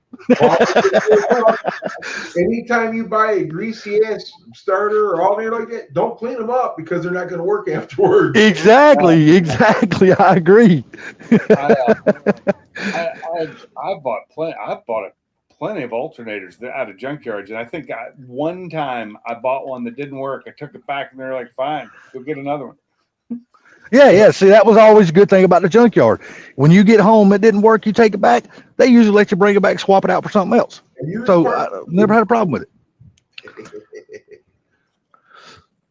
I mean, because junkyards back in the day, they wanted to keep their customers that's always using them. Their loyal customers, they were real good to you. I remember buying one. I bought an alternator, and I don't remember, it was on a Honda or something that I was buying because I was trying to get my car running. And I bought it and it wasn't working, but then I realized the only thing wrong with that one was the diode. So I just replaced the diode myself and it worked. It was, my old alternator was fried. It melted down. So yeah, and I won't go as far as do like 5.0 Tussin. I ain't that cheap. Off of it and made it work. And I had a running car, or at least I had a car that I could start every time instead of push starting it every time. Yeah, that makes a big difference. Wow. Well, it's fine. You can push start it and run it as long as it's not nighttime. Yeah. Well, see, I ain't as bad as 5.0 Tussin. 5.0 Tussin, he's like I'm a true fan of his channel. I love what he does. But there's things that he does I won't do. Like I won't go to junkyard and pull a fucking set of valve cover gaskets or head gaskets or intake gas. I won't take those home and use. I'll fucking go get brand new gaskets and shit like that. Yeah. He don't. He'll pull shit off at the junkyard and look at them. Oh hell, these things are still good. He'll take it home, put them on his shit. The thing is, though, is that when we had the junkyard and I sold you an alternator and you took it home, there was something wrong with it. I didn't care if you brought it back to me because I'm still going to get my core money back out of it. Exactly. That's like I said. Go ahead. My junkyard guy was just so easy. He's like, if there's another one out there, if there's another one out there of the same type and you find it, just go ahead and swap it out. And I was like, cool. Same thing with radiators, man. You go get a radiator, take it home, and it's leaking. You take it back, he'll let you swap it out for another radiator. He don't give a shit. He goes, I don't mind. It's aluminum copper. I'll get my fucking money back. Go ahead and go get another one. Like Pink said. You buy an alternator for me, you go out there and take it off, you bring it in there. I put my mark on that alternator. Yeah. That way I know when you bring it back, it was my alternator. Yep, oh, yeah. Yep. So I don't Same thing with ours. They would always use those yellow paint pens and put a park on them. Anybody can get a yellow paint pen. Yeah, but our junkyards, they always know we were honest with them, so they never had no problem with us. I had a stamp made up for it. Yeah. Oh, okay. You did. So what we had was one of the junkyards I went to. The guy had an electric pen. He'd write on things like that. Okay. He'd put numbers on them. Shit, we used to have a junkyard that had one of them damn little engravers, and he would engrave his damn junkyard's initials on that motherfucker. Yeah, That's what an electric pen is. Yeah. I take a stamp, I take a hammer and not put my stamp on it, and it was it. Oh, shit. Yeah, you wasn't wiping that off. No, I used it was a regular metal stamp that I had. Oh, that's cool. It said LAP on it. Lee's Auto Parts. There you go. That's all it needs. But no, man, I mean, you know what? And I miss that these days because it's hard to find those good down home junkyards anymore because they've been swallowed up by all the big guys. Yep. I mean, the LKQs, the pull aparts, the big name brand companies, they done swallowed up all these damn little small ones. You just can't find them anymore. I know not long before I moved out of Washington, the Roy Y, which was an area, the Roy Y Auto Parts or the salvage yard, had been there forever. It was huge. It was awesome. I could find pretty much any car I wanted in there, and I went there a lot. And then one day it was just gone. They just sold, and I mean, because I drove by one day and I see a fork truck out there picking up cars and throwing it and loading all the cars onto flatbeds. They got rid of everything. They sold it all off. Dude, I remember when you could go back to a junkyard, and y'all probably remember this too, especially Gary. But I remember you used to be able to walk around a junkyard and you see a car, it's like, damn, you know what? That car ain't in bad shape. They would let you buy the whole car. Oh yeah, Same here. Listen, And now, dude, they wouldn't sell you a whole car now for shit because they know they're losing money because if they can't sell all the parts, they can crush the car and make more money off of just selling that one whole car to you. it depends Hard to on pick the them car. up. Some cars they will sell. but I made a lot of money selling cars out of the yard. Hell yeah, I used to love buying we bought so many damn cars back in the day. I watched my daddy go to junkyards and just drag shit out of the junkyards. And I was like, Daddy, what you gonna do with this? He goes, I ain't buying it up from parts. He goes, I'm gonna take it, sit in the backyard. And he goes, I don't have to go to junkyard every time I need a fucking park. I got a car back there. And that's just the way it was. I had a lot of people like that. I had a guy, listen to this. So I had a guy that used to come at night time and pull the wheels and tires off the car. And then he would come back like 2-3 days later and want to buy the car. I can't hear you, Gary. Somebody's got somebody talking in the background. He just muted. So Okay, go ahead. Say that again. I had a guy used to come to the junkyard. This was George's Auto Parts. And he would steal the tires and wheels off the car and then come back like 3, 4, maybe a week later and buy the car. Really? Yes. What did he steal it for? To make sure nobody would buy the car if it didn't have any wheels and tires on it or something? Thought he could get a better price on the car. Oh, I got you. I see. You know how I caught the guy? I happened to go over his house one time and to drop the car off, and there sat the wheels and tires in the corner of his garage. Oh Lord, I bet that was a damn bad situation that day. I took the wheels and tires and said, you stole these from me. Either you pay me for them or put them back on the truck. And I'm going to drop this whole car off here because he had already paid for the car. Yeah. And he paid me for wheels and tires. Damn. It kind of sucked though because he never come back to the yard again. Well, Yeah, but how many cars did he do that to before y'all finally was able to catch up with him? I'm not sure how many. It was a couple at least. Oh shit.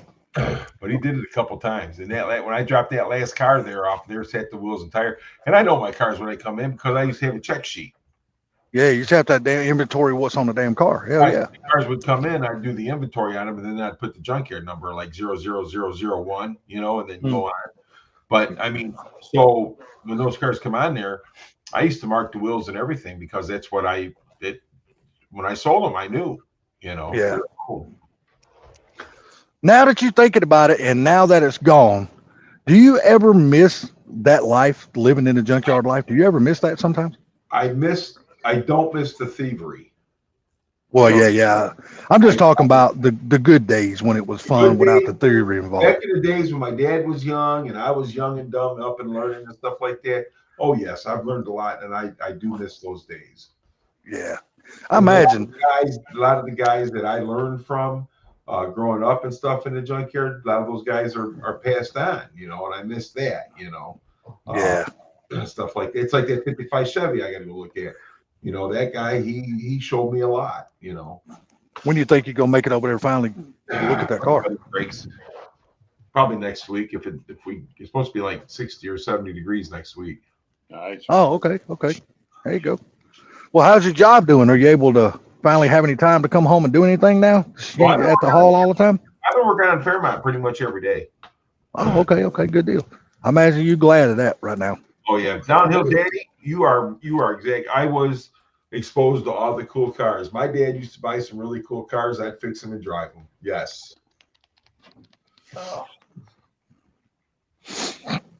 Yeah, that's something my daddy always said he wanted was a junkyard. So I mean, I guess he got to the point where he knew he wasn't ever gonna have one, so he just filled the back of our yard slap ass full of cars. I mean, literally, dude. Buy a transmission one day, and he goes over to Lee's, our junkyard, and he goes over there to buy a trans. And this guy says, "Well, I want $100 for that transmission." My dad says, "I'll buy this yard first." He goes, "You got $40,000?" My dad said, "I'll be right back." I guess that dude fucking mouth dropped. Oh shit, I'm out of business now. We gave him half down, and then we busted our ass to pay the rest off. Yeah. Back then, $40,000 is a lot of money. You damn right it was. Holy shit. For at 83, $40,000 was a chunk of change, Jack. Oh, yeah. Especially if you go by the cost of living, how cheap it was to live back then. But even though it was cheap to live, the wages were cheap, so it still felt like you had to fucking kill yourself to go out there and make what little money you made to live. That seems spendy back then. How much was it? You said $100 for a transmission back in '83? Yes. That seems expensive.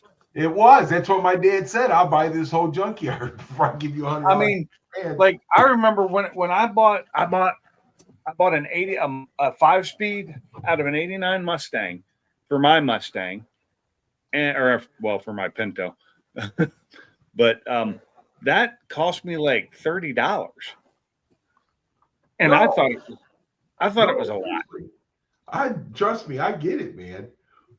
But I made less than $5 an hour. So when the transmissions back then, you could buy them cheap back then. You had the C4s and 350s and the turbo 350s and that. You could buy those, $50, $30. You could sell them for that. But in the late 80s and 90s, when they started coming out with the front wheel drive transes, that's when transmission prices went sky high. It's crazy. It's crazy now. Think about it. Look how much people are paying for a turbo 400 now. And back then in the 80s, you could get a turbo 400 for fucking $60, $70. Think about it. It's crazy, ain't it? Now you fucking have to give a lung for a fucking turbo 400. Pretty much. I mean, dude, it's crazy. What these transmissions cost now. Shit, it ain't just transmissions anymore. It's like we called to see how much it's going to charge. The guy was going to charge us to go through my dad's C6 and that 69. $1,100 is what he's going to charge us to rebuild that transmission. That's expensive because up here they'll do that same trans. They'll do it for $600. Yeah, it's $1,100 fucking dollars, man. For $1,100, I'll do it. I don't know what I'm doing, but I'll figure it out. I talked to A1 transmission up here because I would need to get the one in the Mach 1 rebuilt. And right now it's a manual. Automatic manual, and gotcha. I told him I want to put back as an automatic kit in it, and he told me $600. $600. That's a pretty good deal. That's for a complete rebuild. Is that rebuild with valves? That's rebuild with adding valves, right? I don't know if with the shift kit they remove the valves, don't they? Put springs in there. Yeah. I don't know. Yeah, you can go with a B&M shift kit, like normal, like we used to do back in the day. Yeah, just the old style. That's all I want. Yeah, what they'll do is they'll take the valve body out of it and they'll put springs in and they'll move the balls around to where they need to be. Because then, Jesus, sometimes I make adjustments. I got to move my balls around. Mine are too small. Well, I say that. Downhill that's all I got is fucking balls. Downhill said his 4L60 was $1,700 to rebuild, and it wasn't performance, just stock. Oh, yeah. That's all. That's all we're doing to my dad's. We're just doing a stock rebuild. Yeah, we're not doing performance. But a C6 in the Mach 1, $600. That's not bad. Yeah. See, I would ship it up there for that price, but by the time I paid shipping for there and then shipping back, Might as well pay it the would. I might as well pay the 1,100 down here. So, and we know this guy. He's a really, really good guy, really good transmission guy. He does a lot of my family's transmissions, and he's really good at what he does. So, and we didn't even think about calling around to even go to no other transmission shops because we just know how good this guy is. So, Right. you know what? If it's $1,100, we'll be happy to pay $1,100 because we know when we get it back, it's going to be right, and we don't have to question that. Well, no, and that's the same with this guy right here. Matter of fact, the guy that I'm taking my trans to, he's the guy. My dad bought the junkyard off of his dad. Oh, okay. Well, hell, y'all have been knowing that family for a long time then. But he don't give nobody no discounts. I'll tell you that right. Yeah, that's the same with us. My whole family uses this guy, and he don't cut nobody a break. It's just whatever the price is, no matter how long he's known you, that's what the price is. It just is what it is. Look, as long as they're doing good work, I don't care to pay their money. That's it, and that's the same thing. That's what I told my brother. My brother even questioned it. My brother's like, God almighty, that seems a little high. I said, yeah. I said, but the thing of it is, when we get it back, we don't have to question this transmission. We know it's going to be right. So I'd much rather spend the money up front than having take it somewhere else, let somebody else rebuild it, and not know what we get. 6 months down the road, the transmission is bad, and we're having to go through this shit all over again. I might as well just pay the $1,100 up front Yeah, be and done with it. be happy. Yep. I'll be right back. I got a drink. Back when I was a kid, I mean, young, like 8, 10, I can remember some of my brother's friends or whatever would go to the junkyard, and you could haggle then. But then as I got older, I noticed there was basically set the price is what the price is. You either want it or you don't. Yeah, and you know who changed all that? Fucking LKQ. When they come in and started swallowing up all the fucking small junkyards, they've got a set number. It happened Well, before that. that's as early as I can remember it anyway. No, it started happening way before I even heard the name LKQ. It's just even some of the mom and pop junkyards started setting prices instead of just being like how much you want to pay for it, kind of thing, because they'd get their money worth. But then I think it was because it started costing more to get junk cars in there. They had to start paying more for the cars. Either that or they started getting a hell of a lot less because the price of scrap went down, so they're getting less when they scrap their cars and stuff like that. So LKQ has never done me wrong with the engines I've bought from them. Oh no, I will honestly say I've never had nothing bad. Gone up too high. They're high as hell, dude. They're high as camel cock. I'm gonna tell you right now. It's just killing me because I wanted to get another engine for the Focus so I could, actually go back to power again. But I can't do it with that old one I got unless I build it. Like my uncle says, their prices are higher than draft pussy. I have bought without giving them a VIN number 3 times. I bought engines without giving them a VIN number. I told them they didn't need it. And they gave me what I wanted. I don't think I've ever bought an engine from them without giving them a VIN number. No, if I remember correctly. Well, I don't need to give them a VIN number. I know what I need. I ordered the part I wanted, or I ordered the engine I wanted. I know what I need. They don't need to question my VIN. What is the what did you say now, Salty? You never ordered an engine with a what? Hey, Victor. No, what I was saying is, you're talking about the saying. No, the prices these days, like LKQ charge and some of these other big junkyards and stuff like that. My uncle's always got this saying. My uncle's one of those guys who's got a saying for everything. And he always says, yep, their prices are higher than draft pussy. Oh, hey, Downhill Daddy, I used to just call them. I quit doing the online thing. I just started calling them. And I had a local LKQ near me. So I just go down there and one of their big warehouses. Yeah, that's the same here, Pinks. I didn't have a junkyard near me. I had the junkyard was close, but they didn't have it open for people to come in. They only pulled parts there. They had a warehouse though where you could go and order parts. So I just go in and order in person or have it delivered there and pick it up from there. And so that probably helped. Yeah, you guys are talking about VIN numbers and stuff like that. The only time I ever needed and it wasn't even a VIN number. I just needed to know the date the car was built. Yeah. Yeah. Well, see, LKQ, if you go online and try and order an engine from them, they want the VIN number for the car you're ordering it for. And I'm like, why? What if I'm ordering a different engine than the car would come with? You know? I don't Yeah, need but you got to understand, but they don't know that though. They're so everything with them is so computerized. Because them guys, I'm gonna They tell you right don't now. need the VIN number. As long as I know what I'm ordering, it's on Yeah, me if I order the wrong thing. that's true. That's true. But with them guys being so computerized, most of those guys sitting behind those counters, they're just there punching numbers. They don't know a damn thing about cars. And if you don't give them the VIN number, they don't have a fucking clue what you're talking about. And it's really, that's the way it is. They just don't know shit about cars. Yeah, It's like parts. It's like parts stores these days. You go in there, some parts stores, you go in, and you tell a person what you need and shit like that. Them motherfuckers can't tell you nothing if they don't look it up on the computer. They just don't know. I've had guys come in there and they'll be like, "Yeah, I need a torque converter for a '74 Charger," and I'd be like, "Bring me your old one, because there's different ones." And they'd be like, "I know what I'm looking for. You think I'm stupid?" And I said, "Okay." Then I saw them one. This is the exact same part I need, and I saw it to them. Then they're back the next day. "Hey, you sold me the wrong torque converter." No, you bought the wrong torque converter. Exactly. I didn't sell you nothing wrong. You told me you knew what you wanted. I get that. I get that. They're trying to stop people from doing that. But when I go in and say, I want this engine that's on your website, this part number, that's exactly, and I give them their stock number that they have for it. That's the one I want. And they want to tell me I can't have it if I don't give them my VIN number. I was like, just use the VIN I'm number. not going to tell you can't have it. I'm going to sell it to you. And if Mhm. there's nothing wrong with it, it's on you. That's right. That's right. And I understand that. It's on me. If I were now when I'm going for a certain type of part, like a rear end, a differential, a torque converter, something, I'm going to either bring in the one I have and go, this is what I need, or I'm going to give them all the information they need.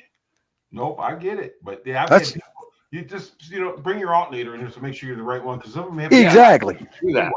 And I know what I want. You think I'm stupid? No, I don't think you're stupid. I think you're fucking ignorant. Yeah. Or they'll tell you, well, I haven't taken it off the car yet. Just sell me that one. I know what I got. Bring Then the they- car up here. Yeah. I Then can't. they get the alternator, take it home, and then it's the wrong fucking alternator because they didn't get off their lazy ass and take the two fucking bolts out to bring the alternator to match it up to make sure you get the Okay, right some fucking part. alternators are a pain in the ass to get out. Oh, I agree. I agree. Especially on these news cars, they got a lot of shit. Like, and Funk could be the first one to tell you, changing the parts not bad. Getting to the parts is another thing. Got to move all this bullshit just to get to what you need to work on. And I get that, but why make multiple trips back and forth to the parts store when you can go? You got to take all this shit off anyway to fucking change the part. Go ahead and take it off. Take the part off. Take it with you to the parts store and just fucking match it up. I generally try and do that now because most of those parts have a core charge on them, and I'm wanting to not have to pay it. Dude, I used Charges nowadays are expensive as hell. hell yeah, dude. I remember back in the day when you didn't have to take a brake caliper in because there was never a fucking core charge. Now you can't buy a fucking brake caliper if you don't take it in. They're gonna charge you a core charge. $50 or more. Yeah, it's like on my little Colorado right here. I had to replace both front calipers. Well, I didn't have to replace the passenger side was the one that was freezing up and locking up on me. But instead of I just went ahead and replaced both because they both fucking same age, so I might as well just do it. Shit, I went in there, told him what I had, gave him the VIN number, all that kind of shit. He gave me the parts. I brought them home, but before I left the store, he goes, "Oh, I just want to let you know it's $40 each on the core charge."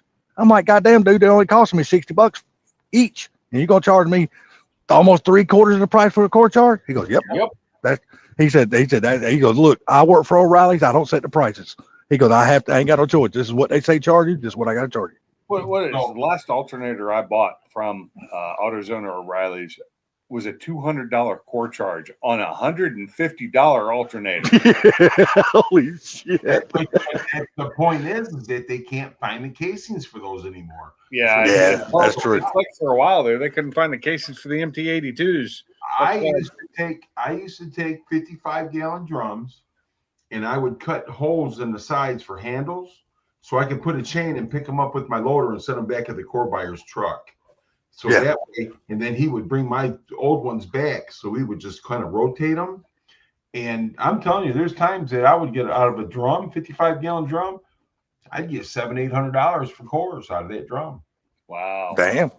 That's why I said I never lost any money. And then Cadillac converters, holy mother of God, those things are freaking gone crazy nowadays. Yeah, I have some I need to sell.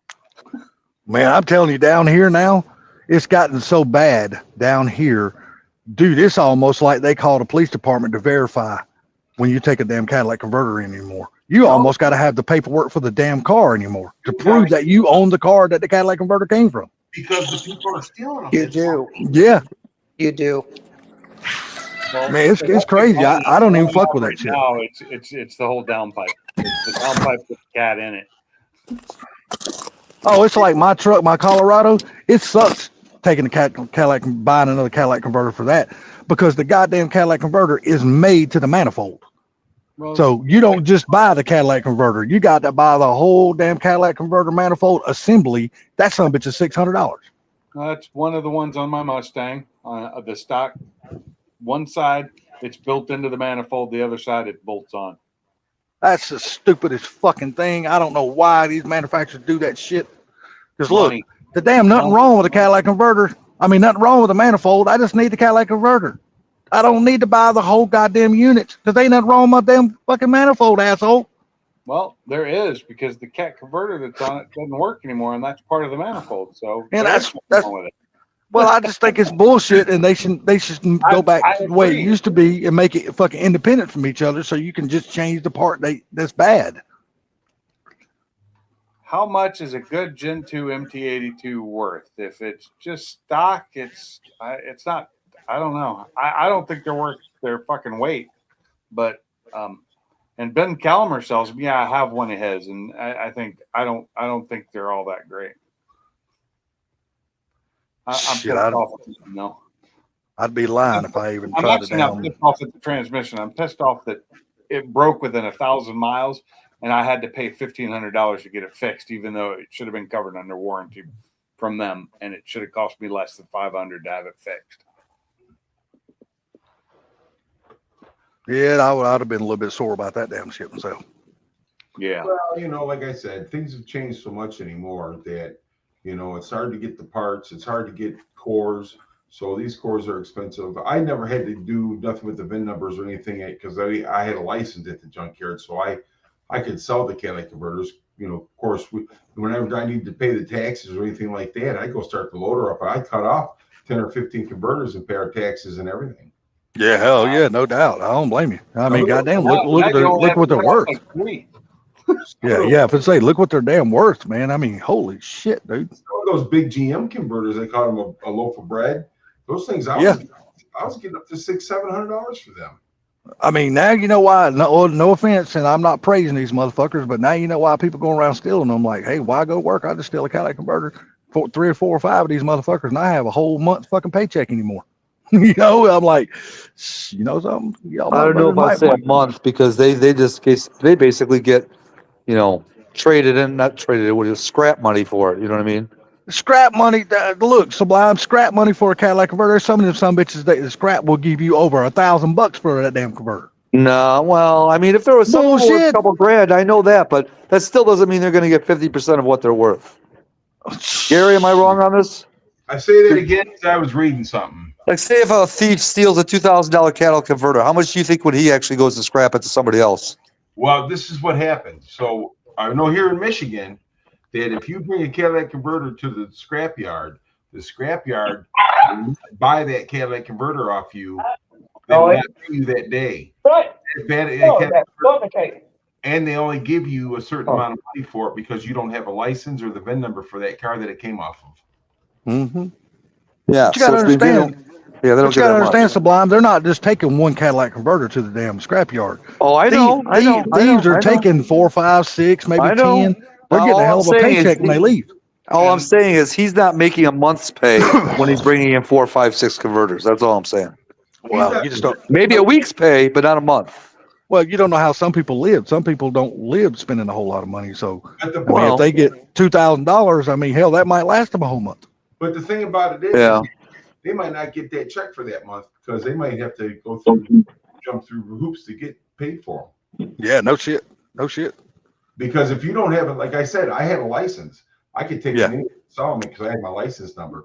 But if I didn't, I had to wait for my money, and I lost money because I didn't have the proper license to sell them. So if I normally would have got $600 for a Cadillac converter, I was lucky probably to get 75 because I didn't have the proper license and stuff. Yeah. Well, we got this damn little bitty off the wall little scrap yard down here. One day I'm gonna ride by that thing and I'm gonna film it as I go by and show y'all what it looks like. It's a little bitty hole in the wall scrap yard. And these damn people, they don't give a damn if you bring a fucking stolen car in there. Not. They will take that son of a bitch and they will write you a check right there on the spot. I mean, I don't know how they are still in business because I know of people that's taking stolen cars down there, and they will take those cars. If you're taking stolen cars and writing them a check, then they're going to go. They're not going to live long. I saw an ad that I almost posted in Carpy, but I didn't. It was an ad for a Mustang. The guy's trying to sell it, but I love his ad is horribly written, and it's like it's blowing white smoke, so it's probably either got a bad head gasket or a crack. But the reason he's selling it so low is because he's got no title. The title's pawned.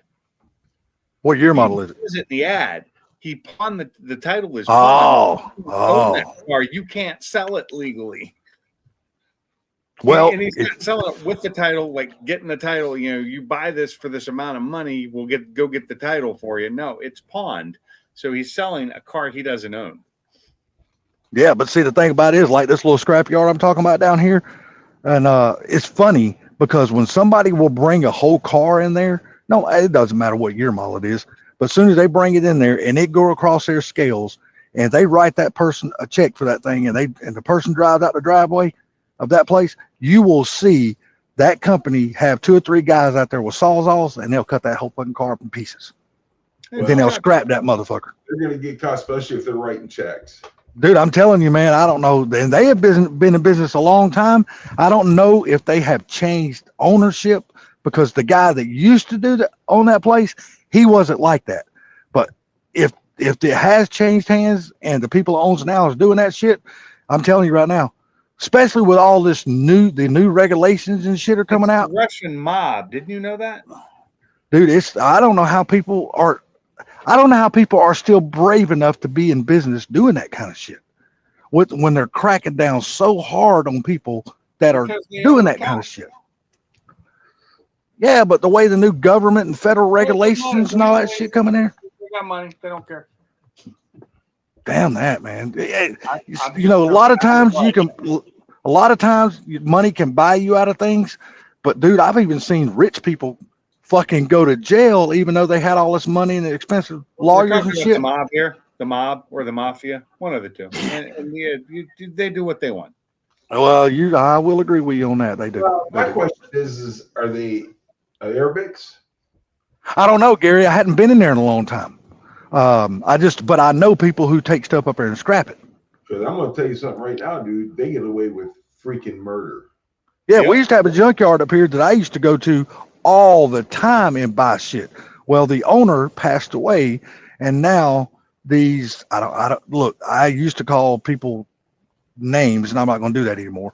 But now you got some foreigners who has come in and bought the damn place, and I've called them about a tailgate for my truck, and they tell me, oh, $350. I'm like, dude, I'm not paying you $350 for a 17-year-old tailgate. You can kiss my ass. I ain't doing that. Shit. The next person will. Yeah, I know, and that's the thing, and that's why I always keep my eye on Facebook Marketplace. If somebody's like had a wreck in a car or something like that, and they're just trying to park their car out, and I'll just like look, see if there's something I can need. And I missed a $25 tailgate because of that reason. One time I was just too slow calling the guy, and he said, "Dude, if you came yesterday, the tailgate was still on the truck, but somebody come over here and bought it. It was a different." Yeah, it was a different color than my truck, but I don't give a damn. For $25, I'd have bought that tailgate. And but he didn't list it on his ad that this part has been sold off his truck. I wish when they do that, people who are parting out their cars, I wish they would go back in and re-edit their ad and say, well, I sold this part sold, this part sold. So the people looking for that shit won't be calling asking about that shit. But you can't. When they don't do it, people call and ask about it, they get pissed off. Yeah, yeah. I'm like, damn, man. I mean, if you know you sold this part of your vehicle, post it in the ad so dumbasses like me won't keep bugging the piss out of you. And then they Yeah. get pissed off at you because you called. Yeah, I'm like, I didn't do nothing wrong. Your fucking ad is still live, so I'm assuming you still have these parts. My You know? favorite thing is people getting mad for people hitting them up with the automatic reply of, "Is this still available?" Most people don't even do it on purpose. No, I don't do that I've anymore seen that because there's so many people ads out there now. automatically. Say, yeah, I don't even do that anymore because there's so many ads out there. I will not reply if you hit, "Is this available?" I'm like, oh, why won't you still fucking reply? You I posted never the hit it ad. on I don't ever hit it on purpose anyway. Well, If I do used it, it's to. an accident. I used to do it on purpose when, Facebook Marketplace was a thing when it first came out. Yeah. Yeah, of course I did it then like everybody else did. And I'm sure they're probably getting tired of the damn scammers hitting them up saying, hey, can I help you sell your car? Don't get me wrong. I'm sure they're tired of it. But damn, dude, it's an option on there. I mean, I'm sorry. If you don't want people hitting you up, don't post your shit. That's the whole premise of the thing. That's the reason why they got them automatic replies down there. You click on it and it sends you a fucking reply. It's just funny because they get mad, you know. Yeah, it is funny. It's It is sometimes fun. I do it. But I do it to people sometimes when I'm not even looking for that car. it's available all the time, and then they never reply to me. And I just figure if they don't reply to me, that means that they hit it by accident, most likely.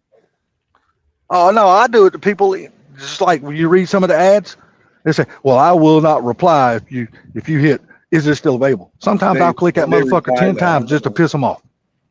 And I ain't even trying to buy it. I'm just doing it just for being a fucking dickhead. I do it anyway. That to piss people off because Fuck, I will. have better things to do with my time. I don't. That's why I do it. I sit around the house and look at the fucking four walls all day long. Yeah, I'll do it. You dumb motherfucker, take the damn ad You're down. the reason they get mad. It's people Well, you know what? I look at it like this. I look at it, don't post the ad, motherfucker. I learned it from watching Salty. I'm- Do this. I learned it from watching Salty. But I will be the first one to say when I post something up for sale on Facebook Marketplace, I am one of the good guys. As soon as it sells, I don't change the ad. Well, this is sold, so it's not available. No, I just fucking take the ad down. The ad's no longer there. My market is sold. I don't even market it as sold. I just take the fucking ad down. Oh, why market it as sold? Hell, the fucking ad ain't there no more. You ain't got a vehicle. The way I do it, when it marks it as sold, it takes the ad down. Shit, I just automatically delete my ad. I mean, shit. I mean, I ain't no sense me even worried about it anymore. I just delete it. But that's just me, because I mean, I just do it automatically the way it does it, and it gets rid of the ad. but I finally did find a tailgate for my truck. I paid $75 for it. It's blue. I won't put it on until I have the truck painted so it'll match. I'm not riding around with a blue tailgate on the white truck. I ain't doing that. I'll just keep riding around with no tailgate. I'm a stickler about that, man. I can't stand different color parts on my car. My car's got to be all one color. Mine don't have to be all one color. It just usually is. I can't stand riding around with different color parts. Like you see people riding around with. Oh yeah, I see them here all the time. Yeah, I can't stand that shit, man. You got a nice car. Why ride around with a different color fucking fender Well, on your car? most of these are like Nissan Altimas or Toyota Corollas or something like that, Yeah, that still would eat at me because I just ain't like that. Like Mr. Gary, I guarantee you, if Mr. Gary was to bump into something with his car and scratch his damn car, to say his new Mach 1 or Kim's 350 or something like that, guarantee you, he ain't gonna ride around along with that fucking scratch you on ain't his doing that car. in a car like He's that. gonna get that something fixed, and he's like, I wouldn't even do it with my truck. yeah, that's why I am. I just can't ride around with different color parts. Like all these people building these damn no prep cars, and they don't paint their cars on purpose, and these Mustangs are all these different colors. I'm like, dude, paint. If you don't paint it, at least primer that motherfucker all black Yeah, or all gray or something. Just make the car look like something. I just damaged the tailgate on my truck. You can ask Sublime. I had that thing already. I already got it switched, and it was what, a week ago. How'd you damage the tailgate? Back into something? I fucking backed into my dad's tree. Oh, damn it. Luckily, got it was the- a branch sticking out and not the actual tree, because the Right. actual tree would have messed up more than just the tailgate. Yeah, But he I got would have took out the lucky. bumper and every damn thing else. But yeah, So he what just hit a over- branch sticking out, so it went right into the tailgate. I went over to plow my dad's driveway, so I parked right next to his truck, real close, so I could plow the driveway and get my truck off the driveway, right? So as I was backing up, I was paying attention to his truck and not paying attention to the back. So I didn't want to hit his truck. And all of a sudden, bam, I hit that damn branch coming at that tree, and it crinkled it pretty good, but I had it fixed within a week, didn't I, Sublime? Yes, sir. I'm just that way. I'm more similar to Salty on this one. So like with my truck, I had a strap that broke because I was trying to do stupid stuff and pull stuff with it, and it broke and then flew back and had made a huge gash. Not huge, but I mean, a golf ball size gash in the tailgate. And I looked, and I can get a replacement one, same color, $400. Well, it's been a year now, and I still haven't. It's like, No, listen, they wanted, so I called the junkyard. I could have got one for $500, which I have no problem paying the $500 for the tailgate if it's the same color and I ain't got to paint it. Yeah, exactly. same color. Same Right. color. So I went and to the dealership and had an estimate on it. And either way, it was going to cost me $500 because I had a $500 deductible. So with Right. the dealership doing everything was $1,500. So I had to pay $500 of that. So either Victor? way, I paid $500. Yeah, Victor, we took it to Tennessee and had Ken put some exhaust on it. Hey, what's up, Victor? How you doing, buddy? Some exhaust. Some I exhaust. just kind of look at it. I mean, so like my truck is older, so I call it the putt truck. I mean, I got to do some small things to it, and I'll probably just bondo the tailgate and touch it up and be done with it. But I just can't. It's funny. I can't justify spending money on things anymore that doesn't make money in some way or save me money. I can't get myself to just buy shit just to buy shit anymore. I don't know, it's That's crazy. why I am, Mike. That's why I am, Mike. That's why I'm. You got to understand my point is if there was my truck was a 99, I wasn't worried about it. But it's not, it's a new truck. Yeah. I don't blame you, Gary. Completely Hell yeah. Completely different. Yeah. But you got to look at my truck. My truck's a 07, and I just will not put that tailgate on my truck because it's blue. Mine's I an just won't do 05. I mean, until that tailgate is painted white with the rest of matches my truck, it won't go on my truck. I mean, I just spent 10 grand in solar stuff, and probably over the next year and a half when I make my house off the grid, I'll probably spend another 20, 30 grand, but I can justify that because it's saving me money. But a $400 tailgate that doesn't do anything for me except for aesthetics, I can't justify that. Well, and that's the reason why I told that guy when he told me $350 for a 17-year-old tailgate. He goes, "Well, it's in perfect condition." I said, "Look, I don't give a fuck. It's 17 years old. I'm not giving you that much money for that tailgate. It ain't happening."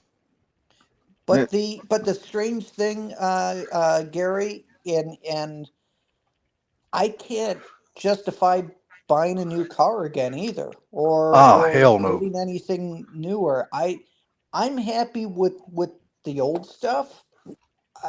Even though like my Mustang is a 19, but it's paid off. But I mean, I don't think in my lifetime I'm ever going to buy a new vehicle again. I just can't. I can't justify doing payments and doing all that. I don't know. It's strange. I think the big thing about it is, though, when it comes right down to it, is that I drive my truck back and forth to work every day. Yeah. You work from home. Yep. That does make a big difference. I agree. I have to travel, and I got to make sure that I have a vehicle. And nowadays, the repair of these vehicles are so freaking insane. You need to buy a truck with a warranty on it. Yeah, you know what? In that situation, Gary, I would be like you. Yeah, I would want something good, dependable, under warranty that's going to take care of itself. I never bought a new vehicle when I hit the junkyard. Well, I did. I lied. I bought a new Bronco in '88. But still, I mean, I never bought a new vehicle because I pulled them out of the damn junkyard and fixed them and drove them. Yeah. Well, that's the thing. I used to buy new vehicles and all of that. And okay, so I've had this one for 3, 4 years. Now I got to get the next one. And I look back and I'm like,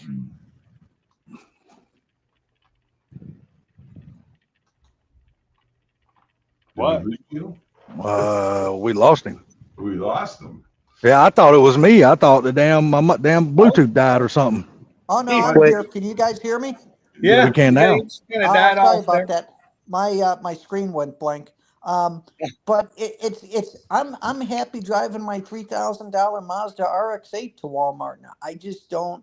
It's weird because I'm trying to live my life as poor as possible when I don't have to, but I'm just trying to not spend down and just live under the radar. I guess I not that anybody is trying to keep up with the Joneses or anything like that. It's I'm just at a point that I just don't give a shit. You know, that used to be my favorite saying. I don't have to keep up with the Joneses because I'm related to them. There you go. Yeah. But did with what I'm saying, does it make any sort of sense, or am I just giving gibberish? No, you're right. I agree with you 100%. Like I says, I have to drive for my job. I have to drive for the union and stuff like that. So I got to have. If I do have a problem with it, I can get it fixed as soon as possible. Yeah. Get the owner vehicle and everything else. Now, if I was in your situation, no, there's no way in hell I'd buy a new vehicle because I wouldn't need one. My problem is I'm so stuck in the old way. And I remember back in the day with the new car payments the way they are now, you got some people out there paying $700, $800, $900, $1,100 a month for a car payment. I remember back in the day when I bought my first house payment wasn't but $350 a month. And I thought that was expensive as shit back then. I'm like, there's no fucking way I'm gonna buy a car that would cost more than my fucking house payment. That's the part that I just can't get past. But the thing about it is, Osati, again, you're retired. You don't need that. Yeah. Now, like I said, if I was in your situation to where I would have to drive back and forth to work and all that kind of stuff, then I can justify it, and then it would make sense to have a payment like that. So I'd have full coverage insurance, I'd have warranties and stuff like that. And so then I could justify it. Now it's like I'm like Mike, dude. I am about the cheapest son of a bitch you will ever see in your life. Like me, all my clothes, I buy every single bit of my clothes off of Amazon, and I only buy them on Amazon Prime days when you get the big discounts on Prime. Dude, literally, that is the only time I buy clothes. I will not buy clothes unless it's Prime Day. Salty, when you have to buy fifth grader clothes, it's not expensive as me as I got to buy full grown man clothes. Well, yeah, that does make a difference. Because That does make a difference. I'll get like shop clothes for working on cars and stuff. I'll wait to Prime Day and I'll get, okay, so I want to get like 3 or 4 new Dickies. All right, I'm going to get those from the Dickies black or gray or blue pants, and I'm going to get some shirts and I'm going to get some hoodies, and I just kind of load up once a year. Yeah, that's the way I am, man. I'm like me. I just bought a brand new pair of shoes, Skechers. And normally those shoes are about $90-something.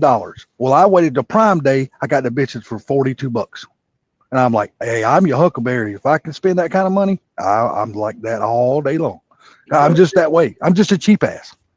But the thing about it is that when it comes to clothes, I'm cheap too because I just don't care. But yeah, that's same here. I ain't trying to impress no damn body when I'm out in public. As far as a vehicle goes, see, that's a whole different story, man. If you had to drive 50 miles to work every single day, you need something that's going to be dependable, yeah.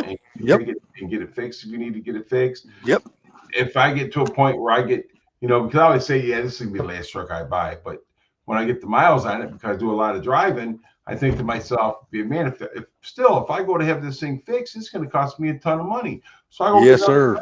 I pay my $600-700 a month, and that's it. Because usually I have enough equity in my vehicles, I don't have a higher payment than that. Yeah, exactly. I imagine once you retire, you probably won't be doing a whole lot of new vehicle buying anymore. After I retire, I will probably buy one more new vehicle and be done with it. Yeah, because Yeah, then if I you don't do have to put before I those retire, 100-mile-a-day round trips on that shit. I'll pay it off before I retire. Yeah, exactly. How far away are you from retiring, Gary? How many years off are you? I can retire. Actually, if I could retire right now, but I'd lose money. But I can actually retire and get all my benefits and everything in 3 years. Oh, hell yeah. Awesome, That's dude. You'll be pretty what, awesome. 62 and a half, almost 63. Damn right. I'll be 62 years old. Hell yeah. There ain't nothing wrong with that. Nothing wrong with that whatsoever. You know Shit, what I'm saying? no, nothing.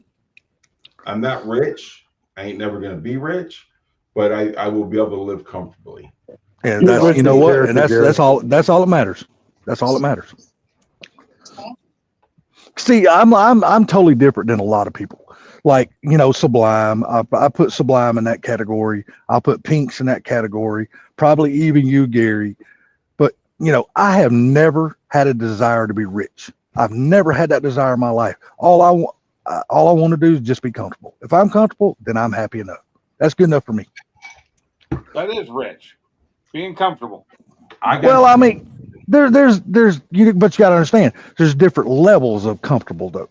Yeah. I'm like on the really low level of comfortable because it don't take much for me to live because I don't spend a whole lot of money. To me, it ain't about the money, whether you're rich or not. It's your life. Like my Yes. wife, Well said, Gary. my wife and my kids and the friends that I have and stuff like that makes me as rich as any man alive.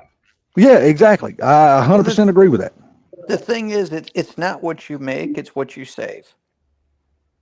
If No. you can keep your cost of living down and you're able to not spend, then or somehow control that, I mean, you're better. See, like for me, my main thing right now is have zero bills.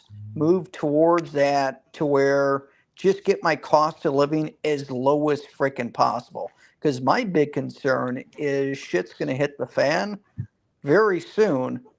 And when I say very soon, over the Come on, next go lay 5 down. years, and I just want to make sure that I'm sitting as in the best position that I can be. But I see shit going horribly bad. Well, Mike, the old saying is money saved is money earned. Yes. So, I mean, that's just the way it goes right there. But this is the thing. I will be comfortable. My wife will be comfortable. So, we're going to be able to do the things we've always wanted to do when I retire. If, health and everything still holds up. But the thing is that it's not always about the money. That's right. True. That's right. And like I was saying in the beginning, I see so many people, like friends of mine, who live outside of their means. They're in debt up to their ass, but they're comfortable being in debt. I'm like, dude, there's no way I would ever want, like say, if there's people out there who's only making $52,000 a year, but your bills that the money you got going out almost matches what you got coming in. Dude, you need to learn how to live a different way because you're spending way too much fucking money. You're not able to save shit. You're living for the here and now. You're not worried about down the road. The thing about it is that what's the old saying, Mike? When your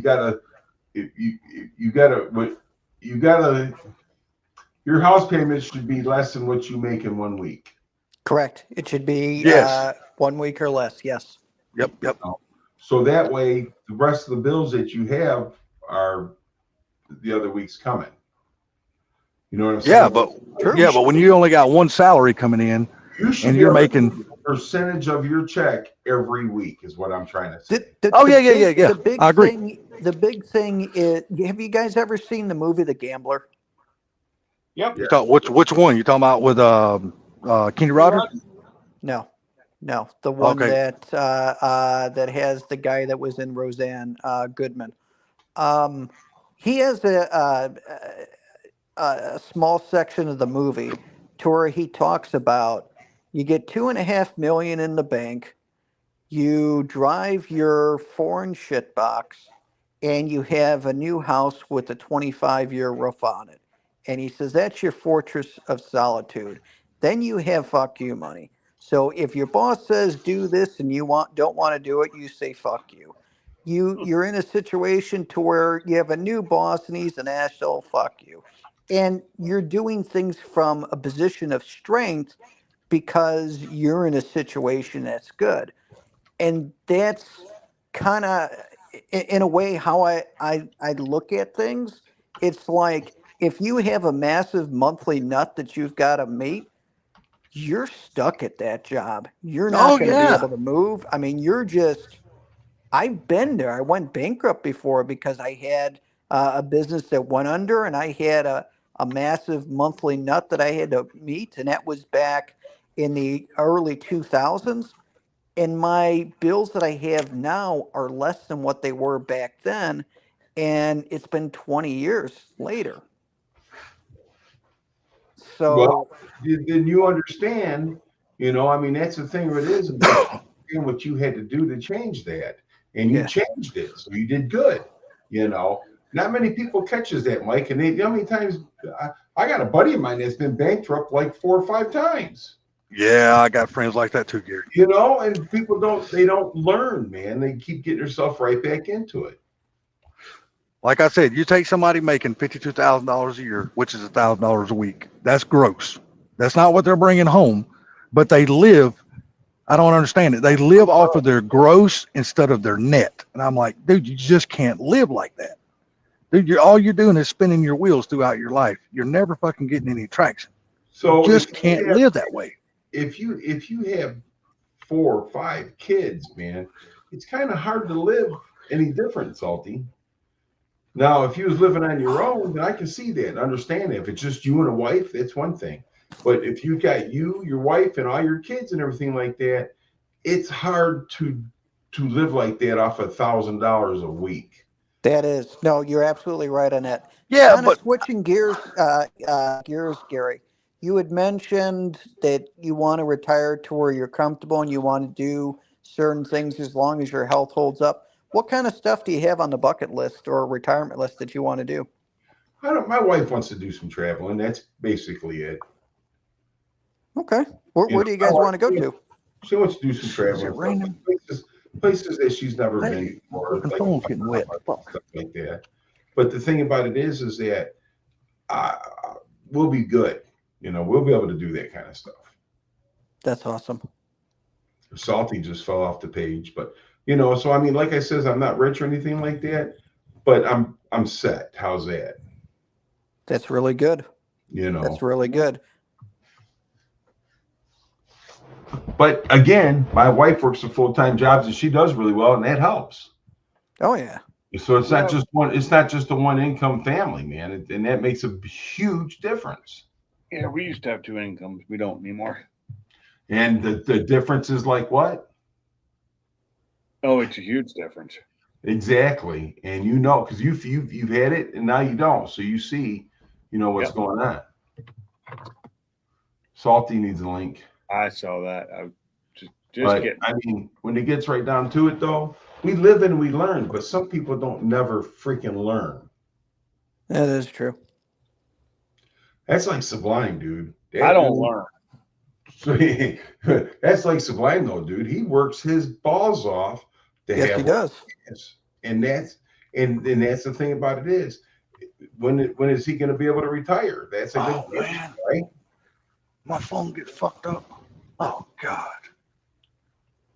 What'd you do? Well, he's kind of fortunate with what he does, even though it's extremely hard work with having a couple months off a year. I've never experienced being off of work more than 2 weeks since maybe I was a teenager. And maybe that's a blessing. But to yearly have a couple of months off, I mean, granted, you've got to save up for it so your money stretches and all of that. But I've never been out of work that long. God So I almost think that would be a cool experience. But the thing about it is, though, Mike, if you talk to Sublime, which I shouldn't be telling his business, that's his business, but he busts his ass and he does really well in sales. So he gets a good bonus, and he uses that bonus to live throughout the time he's off. Pretty much. You know, so I mean, it's the thing. I mean, he gets his unemployment and stuff like that. But when the man works, and there's times when he'll go to work at 7, 8 o'clock in the morning, he won't get home to 9, 10 o'clock at night. You know, Not that late, but That's some long days, buddy. I'll leave at 5:30 in the morning, and then Okay. or 6 o'clock, and then not get home till 4, and then still spend another 3 hours making phone calls and scheduling jobs. because you're still working, and that's what I'm trying to say. Yeah. It's easy street. You bust your ass. But when it comes winter time and time for you to get laid off, you get your unemployment. Then he gets his bonus, and that bonus is what helps you through the winter too. I think But I just fucked my phone up. God damn it. But I'm just saying, I've never had that much time off. I don't know what I would do. You wouldn't want to go back to work. No, because we're not used to it. What is it like, Sublime, being off a couple months? I mean, then the season comes. I mean, do you gotta kind of switch gears to get back into it, or? No, just more like not riding a bicycle for a year and a half, and then I'm not going to say having to relearn riding the bicycle, just more like getting used to it again. But they say just like riding a bike for everything, it's easy. Yeah, but like Y'all still hear me okay? Yeah. We can hear. I think I It's put more my phone sense of up. just God getting damn it. back into the swing of things. You know what I mean? The rhythm, the routine, all that stuff.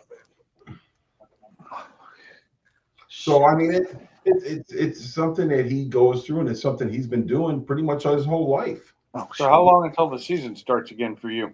Let's see. Today's Wednesday, Thursday, Friday, Saturday. About 5-6 days. Yeah. Oh, really? It's Is that going back out and doing estimates or just? Yeah, because the weather's going to be nice next week. It's going to be in the upper 50s and 60s for a few There you days. go. And Don't let him lie to you. He started yesterday. no, well, I've been talking to customers and letting them know that we're going to be out and about soon. So I got a ton of estimates already lined up. Not lined up, but to schedule to do. That's good. Yeah. Yeah, didn't you realize- got to do better this year than you did last year. See, that's Well, I didn't realize it was damn raining. God damn, I had my phone sitting on the table. My phone got wet. God damn it. But yeah, I mean, but what you're saying though, Mike, is that I've had time off like that. I've been out of work for a year and stuff like that because I was out on medical. Fuck, I didn't want to go back to work. I was enjoying my time off. Hell yeah. I haven't had that. I mean, the longest I've been off was when I got laid off at Starbucks. I waited to look for a job because I decided to use the unemployment that they were going to give me for however, like a couple months.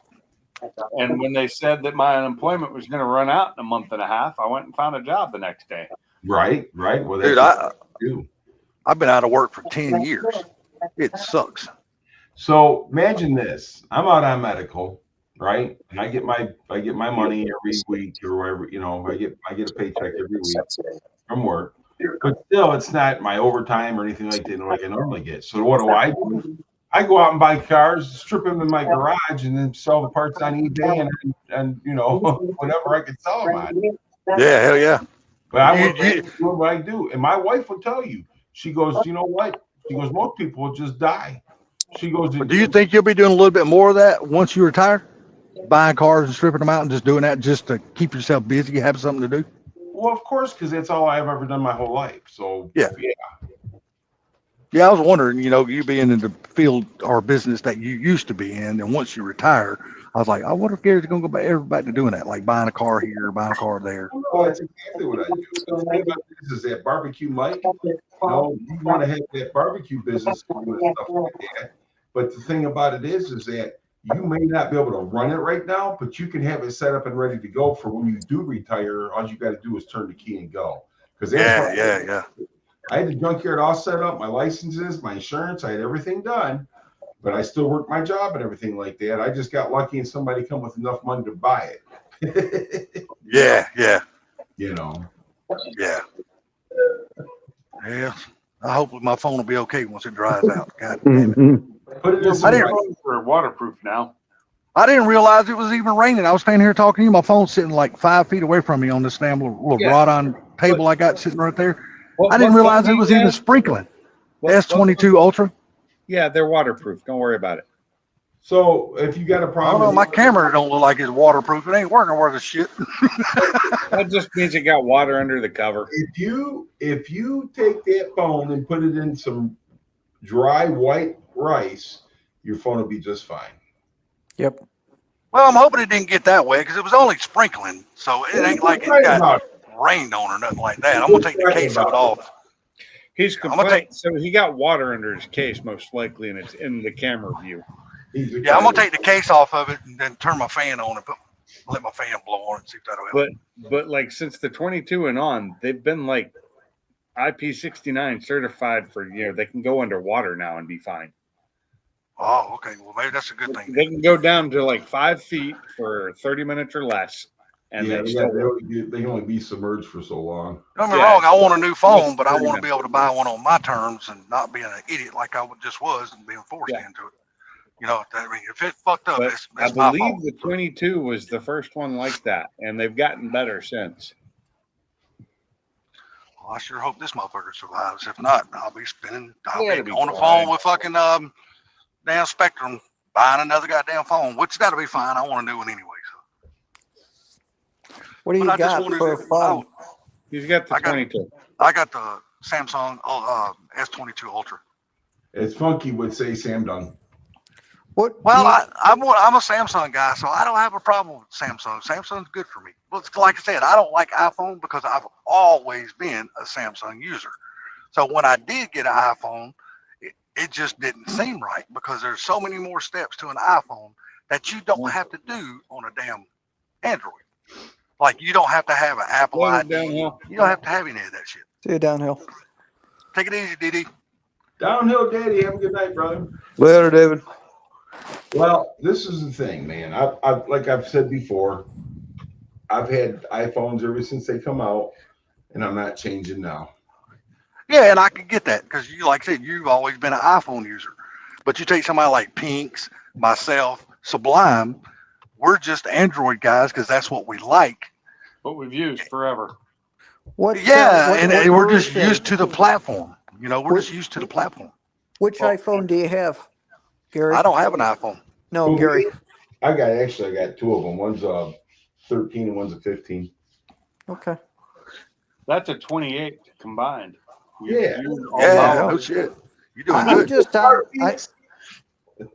I'm on a 14. It's good enough. The battery doesn't last all day. I just keep charging it. I'm like, the damn thing still works. I ain't replacing it. But you know what? I've never had an issue with the batteries on any of my phones. The only time I ever had an issue is when I fucked up and charged it too much. That'll do it. See, that don't seem like it fucks up my phone. I could leave my phone on charge all night and all day long, and it never changes on my phone. Problem It don't. is that you gotta let these iPhones, you gotta let them get down to a certain percentage in order to keep the battery good. See, and that's my thing. I never let mine die. Usually I always put mine on charge around 50, 55%, and then charge it back up to 100. That's just me. That's what I do. Unless I'm on a live stream with you guys and the screen goes dark and it's down to 5%, then I'll go in there and put it on charge. But most of the time, no, around 50, 55%, I'll put it back on charge. Yeah, But then I'll forget the motherfucker's on charge and I'll finally pick it up 10 hours later. Mine won't charge it all the way. I've got it set so it only charges it at night. At night, it won't charge to 100%. It'll charge it to 80 and stop. Yeah, well, I always make sure mine's charged before I go to bed because because on my desk, I have my charger going over the back of my desk going down. I got my charger plugged up right there to where it sits on my desk right in front of me. So at night, when I go to bed, I put my phone on my nightstand right there next to me in case I need to make a quick phone call and I ain't trying to get up in the dark, stumble over shit to get this and get that. Because I'm a dumbass when it gets up to like 2 o'clock in the morning, 3 o'clock in the morning. I gotta take that midnight piss. Dude, I'll trip over fucking whatever's in the road. I ain't paying no attention. I'm about half asleep trying to walk. I'm a dumbass. I'll fall over everything. but I mean, you guys we use what we use, and it's what we're used to, and that's all there is to it. Yeah, Yep. yeah. Don't get me wrong. I wish I was an iPhone user because all my buddies and shit all got iPhones and airdrop shit back and forth, and you just can't do that on the damn Samsung because Oh, I freaking love it. So I've got, so I got an iPhone 14, not anything new, but I've got my MacBook Pro and then my Mac Studio. And I just, when I'm doing like my editing and stuff, I take my video and I take my pictures of the stuff and I just airdrop it between the different devices. And it's so much faster when it just sends the stuff over. Yeah. I don't know what I do without this stuff. The other thing too is my passwords are synced between the 3 devices. So I can get onto any of them, go to websites that I typically go to, and all my credentials are stored.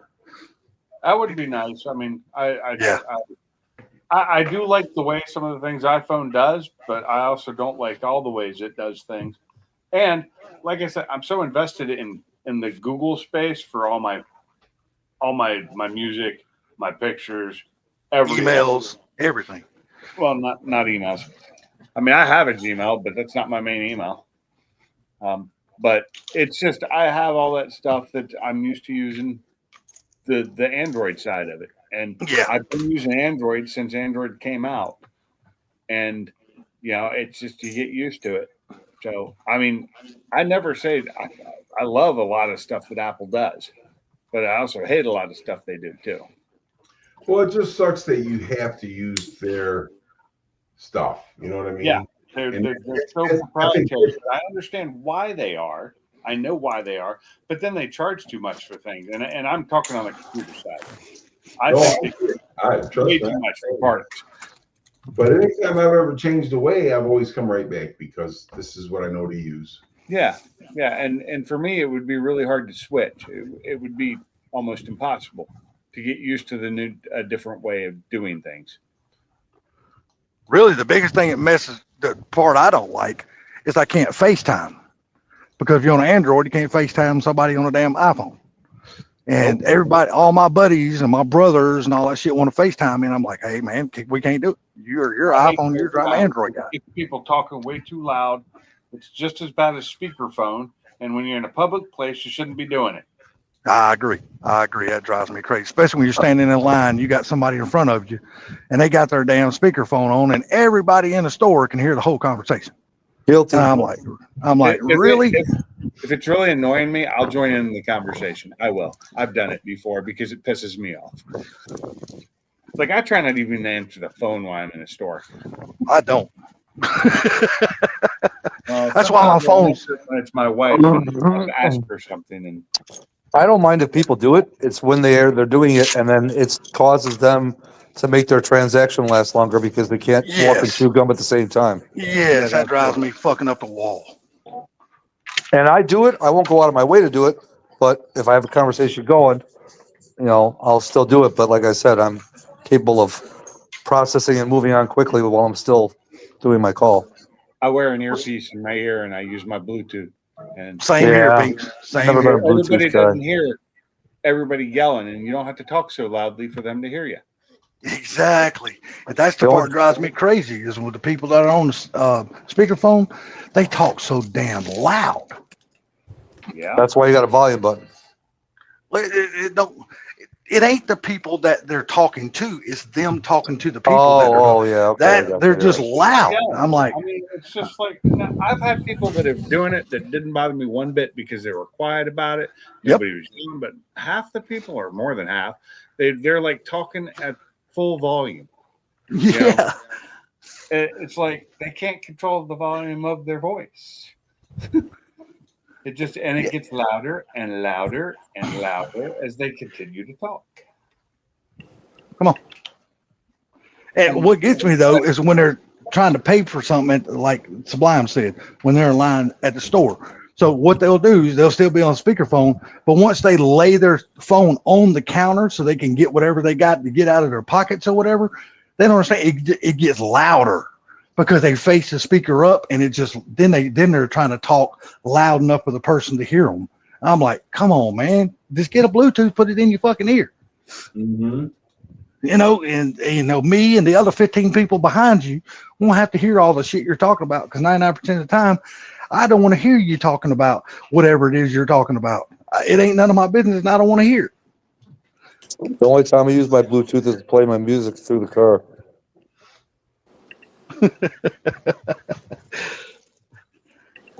That's my idea of Bluetooth. One of these days, I'm actually going to hook my radio up in my truck so I can actually do that. I still got the old factory radio in my truck. It ain't got no Bluetooth, no cassette, no nothing. It's just a factory GM radio that sucks. See, Oh, I you use, got Bluetooth. I use my Bluetooth at work when I'm watching movies. Oh, hell yeah. Hell yeah.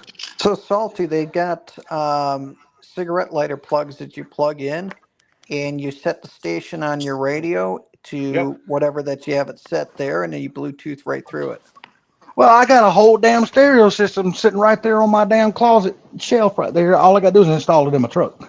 I've had the Right, damn thing it's now in for the- over a it's- year, and I ain't installed it yet because I'm telling too lazy. You're lazy. Right. Yep. So it's been sitting in your closet for over a year, and you can go on Amazon, get the thing, and tomorrow Where you think I put bought it the on. where you think I bought the radio at? No, I didn't. No, I didn't. I bought it from that damn I can't think of the name of the website now. And Mike, Yes, sir. did you sell off your boil about a month or so ago? Did I sell off my what? The boil. Oh yeah, I sold everything. Yeah. Oh man, What did It's it Man, go they're- up to? it's almost to where I'm positive now. Almost. How much did it go up to? It's up at a 103 right now. 10 what? 103 was at 105 earlier today. Yeah, they're Not talking bad. about that damn digital currency is going to be rising. So that there's something to that digital currency now. Digital currency. This is a Okay. I don't know what all that stuff is. I've never bought into that like Bitcoin and all that other kind of stuff. well, I just hear them talking now that they're trying to make that a damn viable damn form of currency now. I mean, they're not like going to take our money away from us, but they're trying to say, they're just trying to make it have more value. Like when it comes to bank loans and shit like that. I mean, they're talking that shit's going to blow up, especially with all this new AI shit coming in. this isn't anything to do with that. This is a leveraged commodity. Okay. Like I said, said, I don't know what all that stuff is. So, Well, I mean, I'm completely out to yeah. I need to get involved in it though and learn more about the digital currency stuff because it seems like that's going to be the way of the future. So I need to educate myself on that shit. I think it's going to be. It's a lot of it's a big scam right now. So don't worry about it right now. And it sounds like to me they're wanting the government to regulate that shit. Well, that's when it will lose all the power it has right now when they regulate it. Damn. Because that's what made it as popular and as strong as it is it wasn't regulated by the governments. Like I said, I'm gonna start reading up on it just so I can kind of understand what the hell all that shit's about. Like Mike, he said he's building servers because he's gonna start mining Bitcoin and stuff again. I don't even know what that shit is. I've never even I don't think read you're up gonna mine anything Bitcoin. on it. You're gonna mine Ether, right? No, I can't do Ethereum anymore because it's too big. Plus, it also changed from proof of work to proof of stake. Proof of stake. Um, That's right. So I'll probably do. I've got there's a site called What to Mine, and it basically does calculations based on your graphics cards. I See, I might don't just even know do what all like that means. Ethereum Classic or something. Okay. See, I have no clue what all that stuff even means. That's why I think I need to start reading up on it. So, because you never know, one day I might want to jump on there and start doing that shit if I can make extra money. I don't know. It's not easy to do, and you got to have a lot of stuff to do it with now. Oh, I'm sure. I mean, seeing all the server rack that he had in his garage that day when I was watching his video, I'm like, that's damn. nothing. Yeah, but it just seems like a lot for a home setup. How You know what I many, mean? how many cards you gonna have in that, Mike? Just 4. Just 4. So you're doing real small time stuff. Because Yeah. I remember when you could mine Bitcoin. Big time to him. Well, I remember when you could mine Bitcoin with a basic computer. But at that time, it was worth nothing. If it's worth nothing, then why was so many people doing it then? there weren't that many people doing it. That's why it was so easy.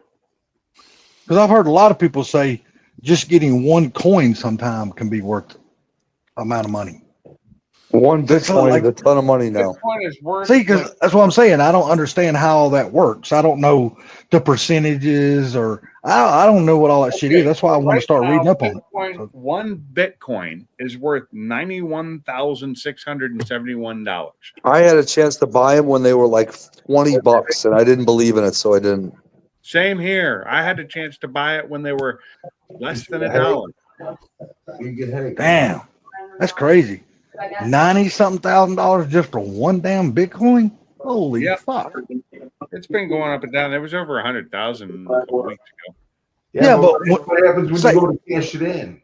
Yeah, I mean, well, when you're mining and stuff like that, what are you mining to even get to the one Bitcoin? I mean, that's the part I don't get. I mean, what do you, You're mining. how much do you got to mine just to get to one Bitcoin? Well, that's the thing. There's only a certain amount of Bitcoins out there. It's not like they're making more. So, There's 21 million. yeah. 21 million. That sounds like a lot of fucking Bitcoins. So Yeah, the well, 52, it was up to 109,000. Was its high. Yeah, but when you do that, and when you say 21 million, you times No. that times like $91,000 each. That's a We're lot of already at- goddamn money. We're at 19.8 million Bitcoin now. So there's less than 2 million. Okay. Yeah, there's less than 2 million to mine. Once they've all been mined, there's no more mining. Okay. Now let me ask you something. When you say mine, what does that mean? Mining a Bitcoin? What is that? I don't understand. That's the part I don't understand. Doing calculations. Yep. That's Okay. that's the simplest way to say it. Your computer doing massive amounts of calculations, hashing to be able to find a I can't even think of a word for it anymore. Gary, do you understand all that shit? I understand that when you go to cash it in, it's a motherfucker. It can be. No.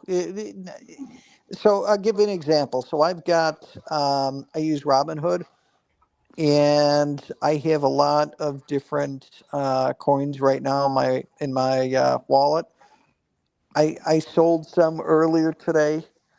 Now I'm watching it go up. I wish I wouldn't have sold it, but I was taking some I hate profit. that. Well, the thing is, when it's up a good amount, you got to take some profit. So I did. But Well, To you is when you sold that coin today, did you get $91,000 for one? I wasn't selling Bitcoin, so I was selling some Sol, some ADA, some Link, See, the problem XRP, is and a little bit of ETH. you can't just sell it anytime you want to. Yeah, you can. 24-hour Yeah, you can. trading. Okay. So you well, see, that's no. Tell me how that works out. yes. See, that's the part that you just confused me with. Okay, he just said there's like 19 point something million Bitcoins out there, and you Right. said you just sold some coins today. What kind of coins did you sell? Is it a Bitcoin, or is it a percentage He of a just told Bitcoin? you what Or he sold. Do you not listen? well, no, but What see, I sold but then was not Bitcoin. What I sold was ETH, which is Ethereum, Solana, Link, Chainlink, but called Link, XRP, a few different types of coins. I sold partial coin. Well, ETH I sold whole coins, but some of the other ones were. Well, I guess the other ones would have been whole coins as well. But yeah, so I got rid of some coins, and I'm waiting for a pullback to get back in. But yeah, it's trading. It's like anything else, trading stocks or anything, So but the coins you sold, do you mine those? no, those I didn't mind. Okay, see that's the part I'm trying to understand.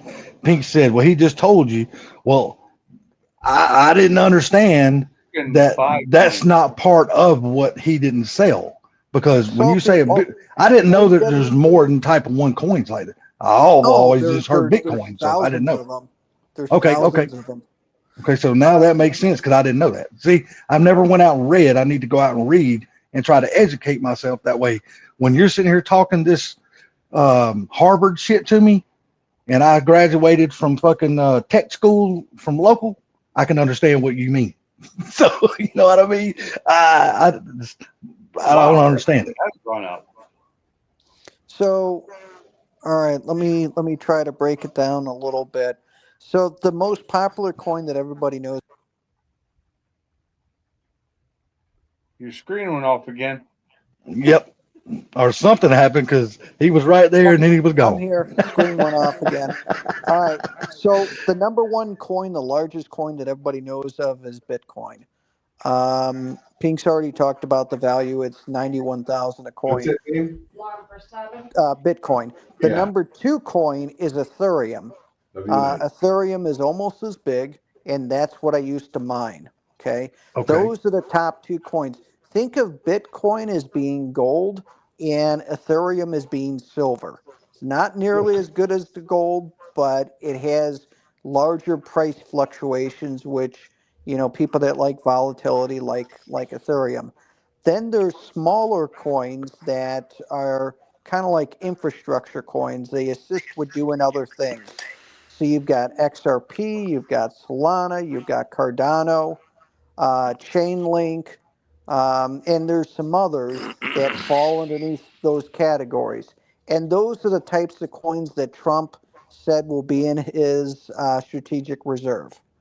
Are those known coins?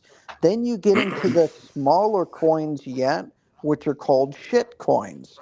And they get that name because they're really not worth shit. They're all hype. They're really not doing much. There's really no value to it, but people just pump them up. So what would be a shit coin? Trump coin, Melania coin, Up Doge, to girl coin. yeah, and just all kinds of coins. Pepe, Pepe Bonk, coin. you know, dog with that. You know, just all these crazy. They're just shit. So as long as you stay with the larger named ones, you're usually pretty good. The big thing about buying crypto is not necessarily the price that you buy it with, even though the lower the price, obviously, the better. It's really how long that you hold it for, because it keeps on going up year after year. It's kind of like think of, you know, people that buy and sell stocks and move their money around, and a lot of time they really don't make much money. But then you have that old timer that bought the McDonald's stock, or their dad bought it and held on to it all those years, and now it's worth a freaking fortune. That's kind of how crypto is. The longer that you hold it, the more money that you're going to make, and there's going to be big dips, and you have to do what's called hodling, or hold on for dear life. And when it drops, you just buy more into it and just keep on going, because it's going to get higher again at some point. But when it drops, it drops. Oh, when Yeah. it drops, it drops. Yes. Yes. I put a lot into it when Bitcoin dropped down to 78K. It was last week, and I pretty much didn't sleep that night. I think it was last week, because I saw it was going down, and I was looking for the low to where it had a bottoming pattern to where I can buy in and start buying a bunch of the coins. And then it rebounded the next day, and I ended up making like 4K for that day. I'm like, dang. Well, Yeah, see, that's it dropped like $5,600 that day, didn't it? And then the next day it jumped up. The day that it rebounded, Oh. when Trump said that there's going to be a strategic reserve and made it official, and everything just jumped right back up. And me Yeah. and my buddies that are in a trading group, we're just like, holy shit! Some of them made a lot of money. I know from, let's see, it was on what, the 28th that dropped down to 78. Yep. And then by the 2nd of this by, what was that, yesterday, the day before? The 2nd, it was back up to 87. Yeah. Yeah. See, that's just all intriguing as hell to me. But you Because can lose your ass though if oh, I'm you're sure. if you don't That- have a that's stomach, what I'm you'll trying lose to your say. ass. Dude. If you don't know what you're doing, you'll go broke quick. Yep. Like me, when I buy in little teeny chunks. I don't make $4,000 if I do something like that. I make like $40, because I don't have the money to invest right now. You invest what you can. Yeah. And if you're not watching it, that's the problem. If you're not really paying attention to it all day long, which is hard for me to do when I'm at work, you Yeah. can lose big time. It Evening, helps if you Victor. just give your money to somebody else to do for you.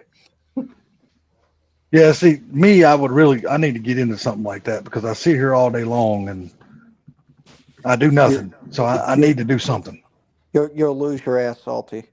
Oh, no, there's no doubt. I'm sure I will because I don't know a If, damn thing about if any you of that want to shit. start to get into trading, there's a few different websites that you can go to and do paper trading to where you start figuring stuff out. Don't put your own money into it because you just lose your ass. Well, if I ever start getting into that shit, trust me, I'm going to bug the shit out of you because I'm going to call you a lot. I ain't Yeah, no but expert. you lose your ass while you're calling them. Exactly. No, because I'm going to get into it like Pinks. I'm going to start out really small That's the point. and see though. how it goes. If you don't have the time to put into it and you don't know nothing about it, sometimes it's best to leave that shit alone. Well, Yes, and I do agree. I do agree with that. Buffett said he only invested in companies that he understood. Yeah, but it's like anything else. It's a gamble. I mean, it's Oh, like buying a car. It's like buying a car. If What you're you gambling, think you're is gonna going lose. to be a good deal, if what you think is going to be a good deal, and you're like, man, I bought this right, so I should be able to sell it right. But there's never a guarantee unless you are buying the right kind of cars, and that's not cheap cars. Well, see, again, so now you're using cars as something like that, but this is the point. You make your money when you buy the cars. Yes, 100%. I agree. Yeah, what Mike's and Pinks is talking about right now. You make your money when you buy that crypto or whatever you're buying. Mm-hmm. So Yeah, I understand. I completely understand the philosophy on cars because I've been doing it so damn long. So. Though, because that shit can drop out anytime. And you got to have the stomach for it. Yep. Well, I'm definitely going to start reading up on this shit. I really am. Because I'm like I said, I sit here all day long and do not a damn thing. So what else I got to do in my time? I might as well start reading up on that shit. You can't be playing on YouTube all day long when you're doing this shit. Oh, I don't have to play on YouTube none. See, that's the thing about it. No. See, I don't watch as much YouTube as people think I do. I mean, don't get me wrong. I watch my fair share of YouTube now. I won't never sit here and say I don't. But I'm one of those type, man. It's like my video games, like WoW. I love playing WoW. But the reason why I don't play WoW every single day is because I do not want it to get boring like it did before. And then I just get tired of playing the game. So I force myself in to stay away from the game sometimes a week, week and a half, 2 weeks at a time, just so I don't get bored with the game again. What's up, Cooler? How you doing, buddy? What's WoW? World of Warcraft. I've never played it. You never played World of Warcraft? Nope. Buddy, you need to play that game. No, I don't. Well, No. I tell you what right now, check it out. They have a free version of the game that costs absolutely no money whatsoever to play. Not interested. I always tell people, go try playing the free game first to see if you even like it before you invest in the game. So I jumped back in the game. I bought a month because I've had a subscription. What's up, Cooler? Sorry, I totally forgot, dude. I was from the time I got down there, I was pretty much busy in the game, trying to get everything done. Sorry, Gary. I didn't like it one bit, so I jumped back out of it. Well, see, the reason why, Gary, is because you're still playing the old version of the game. It don't make a difference. I watched the videos on the new versions, and I still suck. So it's not my. I'm telling you, the new expansion. It's I'm telling not you, my game. Oh, I got you. I mean, I can 100% get that.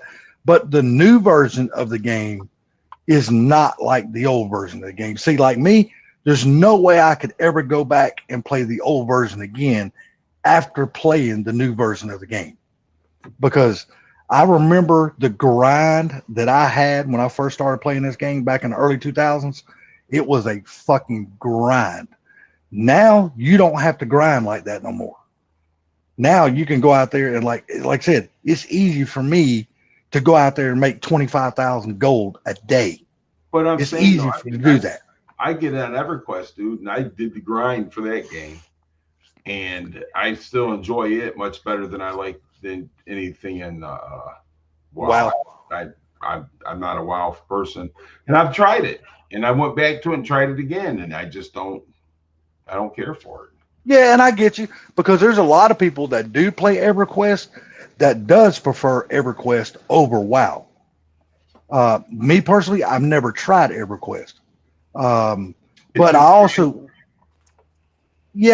watched a video about EverQuest too, and they say if you don't start playing the game when the expansion or a new update or whatever is released, and then the people come back and start playing, about 4 or 5 months after that, they get tired of playing the game and then they leave. And then there's nobody to go, get in there, do the little dungeons if they got the dungeons. I don't know if they got dungeons. But they said the servers empty out. At least that's what that video said anyway. Now, I don't know if that's a good video to watch. What game's that? They said that was like EverQuest. If you don't get in like on the beginning of the, say, like WoW comes out with new expansions and stuff like that, I'm assuming EverQuest does the same thing. I'm assuming that's how, because the game's been out so long, they got to come out with new like X packs and stuff like that to add things to the game. Oh yeah, all those got to do that, because after you beat the game, that part of it, that expansion right there, as we'll just call it, is beating the game. Then you just it takes all the fun out of it, because you're not going to go back and do it again, because you already got all the goodies from that expansion. So yeah, more goodies. That's what makes it the never-ending game.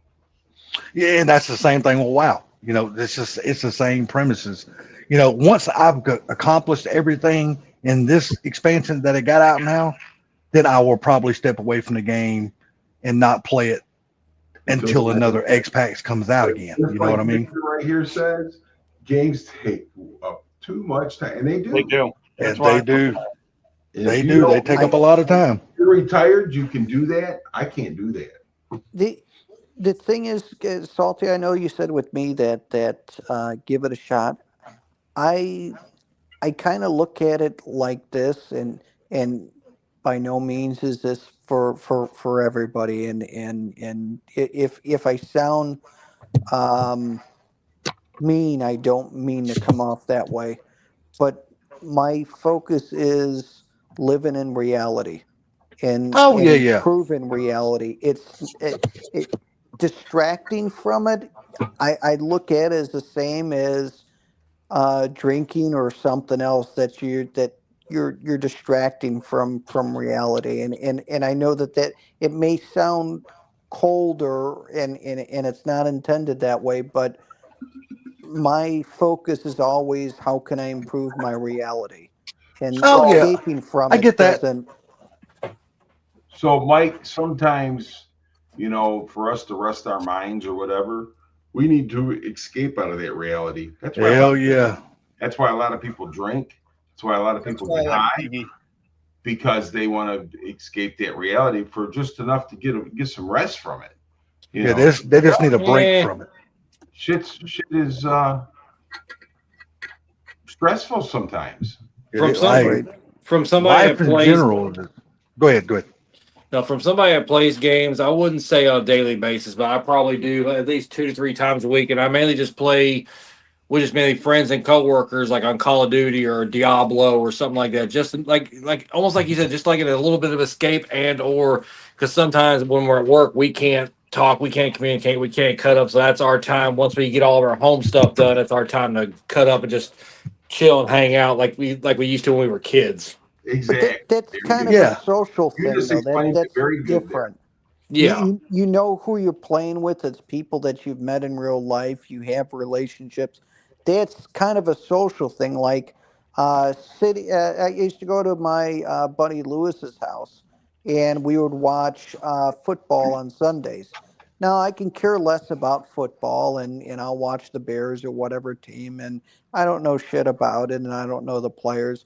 But we would talk about all kinds of crazy shit with the TV on, and we would never really talk about the game. But so it's kind of like a social thing. So I totally get that. Yeah. But just constantly gaming and just using that as I wouldn't say a supplement for reality, but a substitute. That I can't because I'm the same way. I could not go playing all day. Even when I got, we're talking, see, was it 2025? We're talking 15, 16 years ago when I got hurt when I got hurt working at the county. I was off work for 3.5 months. I could not sit there in front of a TV all day. I literally, even though I was bored out of my mind, I ended up finding stuff to do around the house, get the house stuff caught up, and I played like 1 or 2 hours a day here and there just where I could actually sit down and relax my back and everything from when I got hurt. Well, Yes. see, this is the thing, because when I started playing EverQuest, a buddy of mine at work said, "Hey, man, you got to try this. I've never played a game in my life." And he said, "You got to try this." And guess what, dude? I was hooked. And I mean, every free moment I was playing that game. My wife was like, "Hey, you want to go to bed?" And I'd be like, "Yeah, I'll be there in a minute." I'd wake up and I'd have freaking keyboard buttons in my forehead. Yeah. See, Is even, that from the wife hitting you with it or what? I had to keep up with the guild and everybody else. Yeah. Man. yes, You I see, can- that's why I don't raid anymore, because raiding is almost like a damn job, because everybody, they want to set a time limit. Like, hey, we're going to be raiding on Monday nights and Wednesday nights, and we're going to start at this time. Well, if you ain't there, they want to kick you out of the guild because you can't participate in a raid, and now they can't raid because you're not there. I'm like, look, dude, I'm not playing this game for it to be a job. I'm playing this game because I just want to play my game and have fun. If it's gonna be That's like it. a fucking job, just kick me out of the guild, motherfucker. I don't give a damn. No, and that's what it turns into, is a damn job. It does. I mean, and these people, you know what? They want to hold you to that shit too. And they won't even talk to you in the game anymore if you don't hang out and do that shit. I'm like, well, fuck you. And see, like me, the only time I like playing WoW, literally, the only time I like playing it, if I'm in Discord, like our voice chatting program, and I got a couple of buddies in there, and we're sitting here playing the game, laughing, cutting up in Discord and shit like that. If I'm not in Discord, I don't give two shits about playing WoW, But see, because I'm not having fun and hanging out with my you buddies. got to understand something. You remember when you was a little bitty boy and you found your pecker and it was like your favorite toy? It was my favorite toy. Shit. Well, but that's what I'm saying. That's what happens with these games.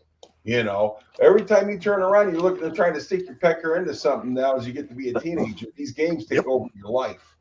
Yep, they do, man. And that's why I don't allow the WoW or any game I play. I don't allow that to happen. Like I said, I keep myself away from the game just so I don't get bored and spend so much time on the game. That's it. Yeah, I got my buddies. They text me all the time and send me a message. Hey, man, you playing the game? No, I ain't playing.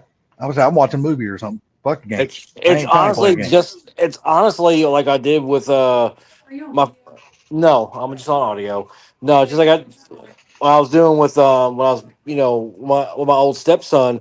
Yeah, we bought him an Xbox, this, that, and the other. But like the one thing I always done though was Kratos move was we'd limit him to an hour to hour and a half a day just to make sure he did not get too wrapped up in it. And if his grades weren't up to par, he didn't play. Man, and I'm telling you, watching some of these kids, because I got a friend of mine, just like you, Chris, that's got younger kids. And man, I tell you what, you remember how it used to be with us in our generation growing up when we couldn't go outside and play and we were on restriction and had to be in our room? It was different. But now these kids, if you take their damn video game away from them, dude, it's like they've lost their life. They don't know what to fucking do with themselves anymore. Well, I'm like, dude, They don't know what yeah. to do when it's so like my sister's kids. They would come over to my house, and the first thing is not, "Hey, Uncle Mike, let me give you a hug." No, what they just look up from their device. What's your Wi-Fi password? Yeah, exactly. Yeah. And you're But see, I like, want to tell you something, man. I used to love to fish.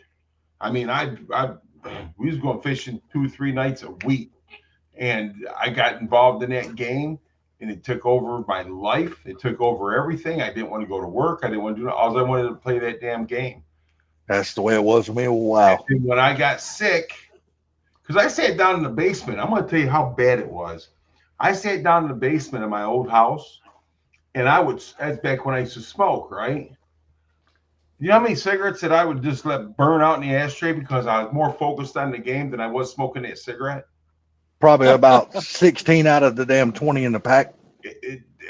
Listen, I would smoke a whole pack and never. Oh, easily. Maybe take 20 hits off all the cigarettes. Yeah, easily, dude. You could be on a game for 4.5 hours and go through an entire pack of fucking cigarettes. There was no 4.5 hours, dude. I was on that game for 10 to 15 hours. what did your wife say? You know what? I'd have divorced my ass if I was her, but she hung right with me. No shit. That's a good woman. Yeah, yeah, no joke, Mike.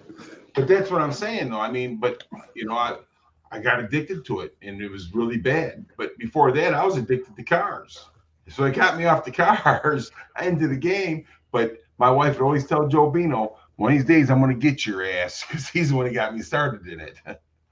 You know the thing about it though, at least the cars you can make money off of, you can't make a damn thing off in games. Oh yes, Nothing. you can. See, Yes, you can.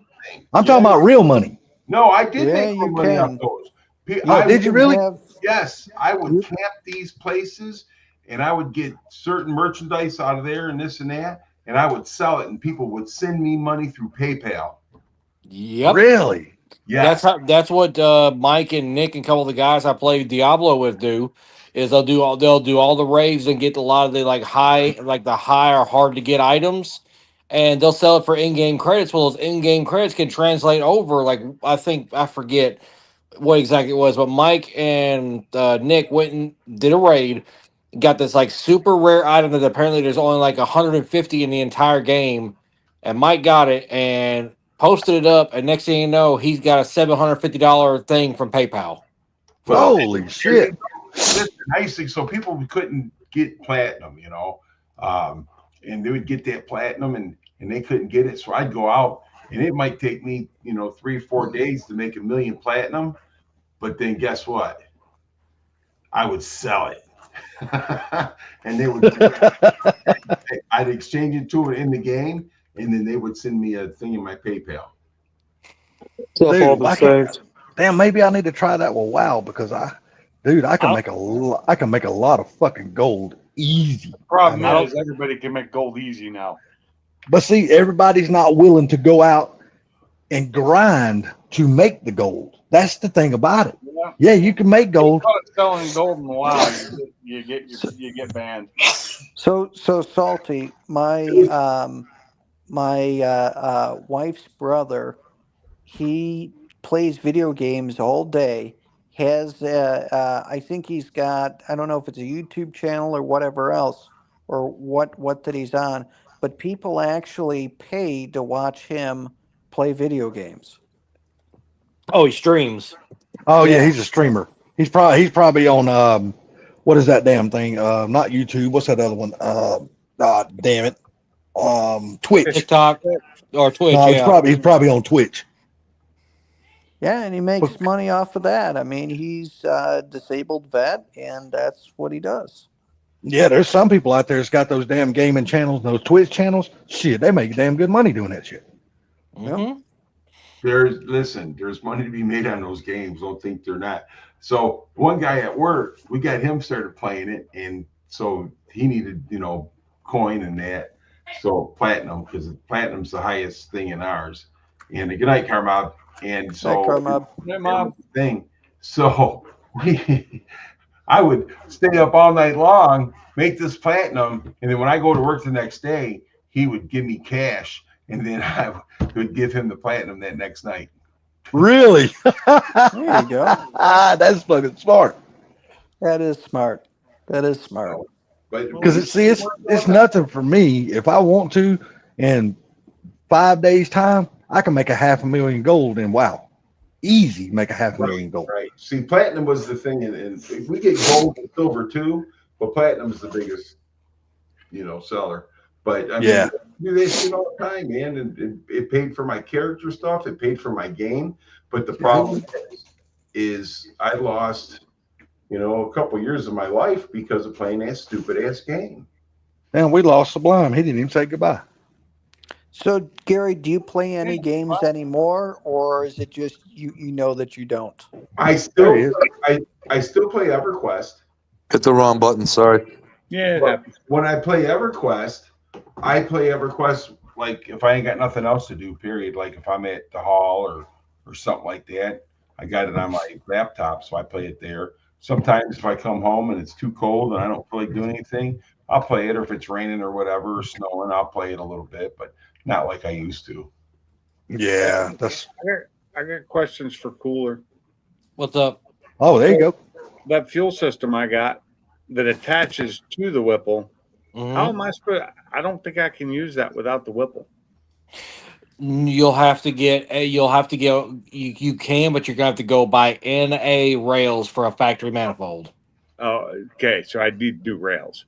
You got to do rails. The Whipple rails are exclusive to the Whipple. You need to get the NA rails. What about that? What's that hose that runs from the back of the supercharger to the regulator? That's your vacuum reference. You can actually, if you're going to run NA, you can leave that off. You just need to make sure your static pressure when you start the car and let it run and let it idle, it just needs to be at 55 psi. That's it. Okay. If you're going back NA. Yeah. So I don't need to hook that up to a vacuum. No. Most of the time for NA, you don't have to. I will. But I would probably message Daryl and find out, like, hey, do you want vacuum reference to the car for the fuel system NA, or just leave it static at 55? And my bet he's probably gonna say keep it static at 55. Okay. Well, that's normally where they like. That's normally where they like to be NA, even from the factory. So I need new rails. So what does a set of those factory rails go for? Or can you find somebody that's got a really good used set that they're not using anymore? I've been trying to find a used set for myself. You're better off buying them. You can either get the you can either buy the lethals, the Division X ones, just the rail kit. You can do the 4 ones, and I forget some other company makes a set of just factory style fuel, or that's not factory style, but a fuel rail for a factory manifold. But they're going to run you between probably $250 to $350 for a set of rails and the fittings, and then you can actually transfer over all your fuel line routing. Can be 90%. I think 90% of it can be transferred over to those rails in the factory manifold, and you're back rolling. Does Ken not sell those kind of parts after he puts stuff on people's cars? Yeah. He can order them, but the only problem is 4 right now is backlog like crazy. I think the last car he ordered a fuel system for, it took him 2 months to get a fuel system in. No, what I'm saying is when he puts Whipples and whatever else kind of system like that on people's cars, do the people usually take their parts with them? I have my old parts. You have your old stock fuel rails? But the problem is he can't use the factory actual rails. He actually has to buy the aftermarket rails for a factory manifold. Right. Oh, okay. See, there you go. See, I didn't know that. that. Keep the aftermarket system in there without okay. everything back out. Yeah. Gotcha. Okay. I got you. Yeah. Then I can still run E85 when I wanted. Correct. Yeah, and you'll have more than enough fuel. Oh yeah. Well, how you doing on your engine swap there, Cooler? Bottom end is together and sealed up. I am still waiting to get my heads taken off. I've had some difficulties arise over the past couple weeks, aka washer and dryer that I could burn to the ground, but yeah. Fucking washer, buying a new washer and dryer sucks because them fuckers, They never go out when it's convenient. It's always when it's the most inconvenient I time. made sure this go round I did not buy any used. I bought pretty much as close as I can get the brand new, and they got a warranty. I'm covered on warranty. By the time it's all said and done, I'll have almost 3 years of warranty on them, so I'm good with that. There you Have go. you had Ain't nothing wrong with that. decent? Have you had decent luck with used? I know I used to buy used and did okay with it. How were yours? I bought when we were in this house maybe a year and a half, and we're over 4 years now. And I bought a Samsung front loader washer and dryer, and they did good for about a year and a half, almost 2 years. And then the dryer all of a sudden, and I put new rollers in the dryer and all this other stuff. I started hearing a thump. I was like, "What the hell's that sound?" So I opened the dryer, emptied the dryer, opened it up. I was like, I couldn't find it, so I kept spinning the drum, and I looked, and I found on the backside of the drum it had cracked. And the problem is, I was like, okay, I'll call Samsung. Let's put a new drum in it. Can't get a drum no more. They discontinued it. Dude, those new Samsungs, like washers and dryers, I'm not really a big fan of those. Anytime a no. washer and dryer, well, washer maybe, but dryer, I always freaking go on OfferUp and find a good, old, reliable used one. I just bought one during this winter, and the thing works great, man. I don't use the front loaders at all anymore because Yeah, I don't use front loaders. no, I use the top loaders, man. They Yep. they just The only- last so much better. They last so much do, but longer. like in my situation with the dogs in the house and the fur and the fuzz and all this other stuff, like these Samsung front loaders are better because I can clean the filter in it once a month and don't have to worry about it. But like with the top loaders, if the pump gets clogged up, you actually got to take the washer apart to remove the pump to clean it. Whereas with the front Okay. loaders, they got the filter. It's like drain it 5 minutes, clean it, put it back in, ready to go. The best. I just keep a warranty on my washer. Yeah. Like I keep a warranty on my cars. Yeah. The best. Like I that. am the warranty on the cars. What was it? What's that, Mike? The best washer that I had was a used one, and I love that thing. That and the dryer, because it was the old school one that you would tip it over, and it had a big concrete block underneath it. Oh yeah. To absorb the vibration, Yep. and it had the mechanical timer system to it. Yep. Those things were awesome. The whole thing, you push it in, punk, and Yeah. pull it out. My Yeah. thing is, I only use one kind of brand anymore. I tried the Samsung and the LGs and all that kind of shit, and they just started costing too much money when they break down or something. But- Now, only thing I will buy now, strictly 100%, I won't buy nothing but a fucking Maytag. That's it. But now I ain't spending my money on Kenmore nothing is good. Yeah, Kenmore Kenmore's good is too. good. The funniest thing I can say is the new Samsungs I got. My better half, she loves her Samsungs, this, that, and the other, and of course it's Samsung. Well, because everything's all linked up through that thing now, and it turns out this washer dryer's Wi-Fi, so she controlled the shit from her damn phone at work.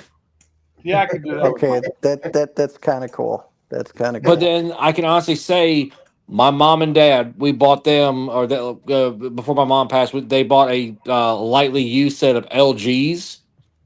They ain't worth And- shit. No, here's the fucked up part. 12 years, they're still going strong. I had mine for 2 years, buddy. Brand The old LGs. fucking new set of fucking LG front loaders. Brand spanking new set. Had them for 2 years. The fucking water pump in the washing machine went out, and the timer system on the dryer went out like fucking 2 weeks later after the water pump went out on the washer.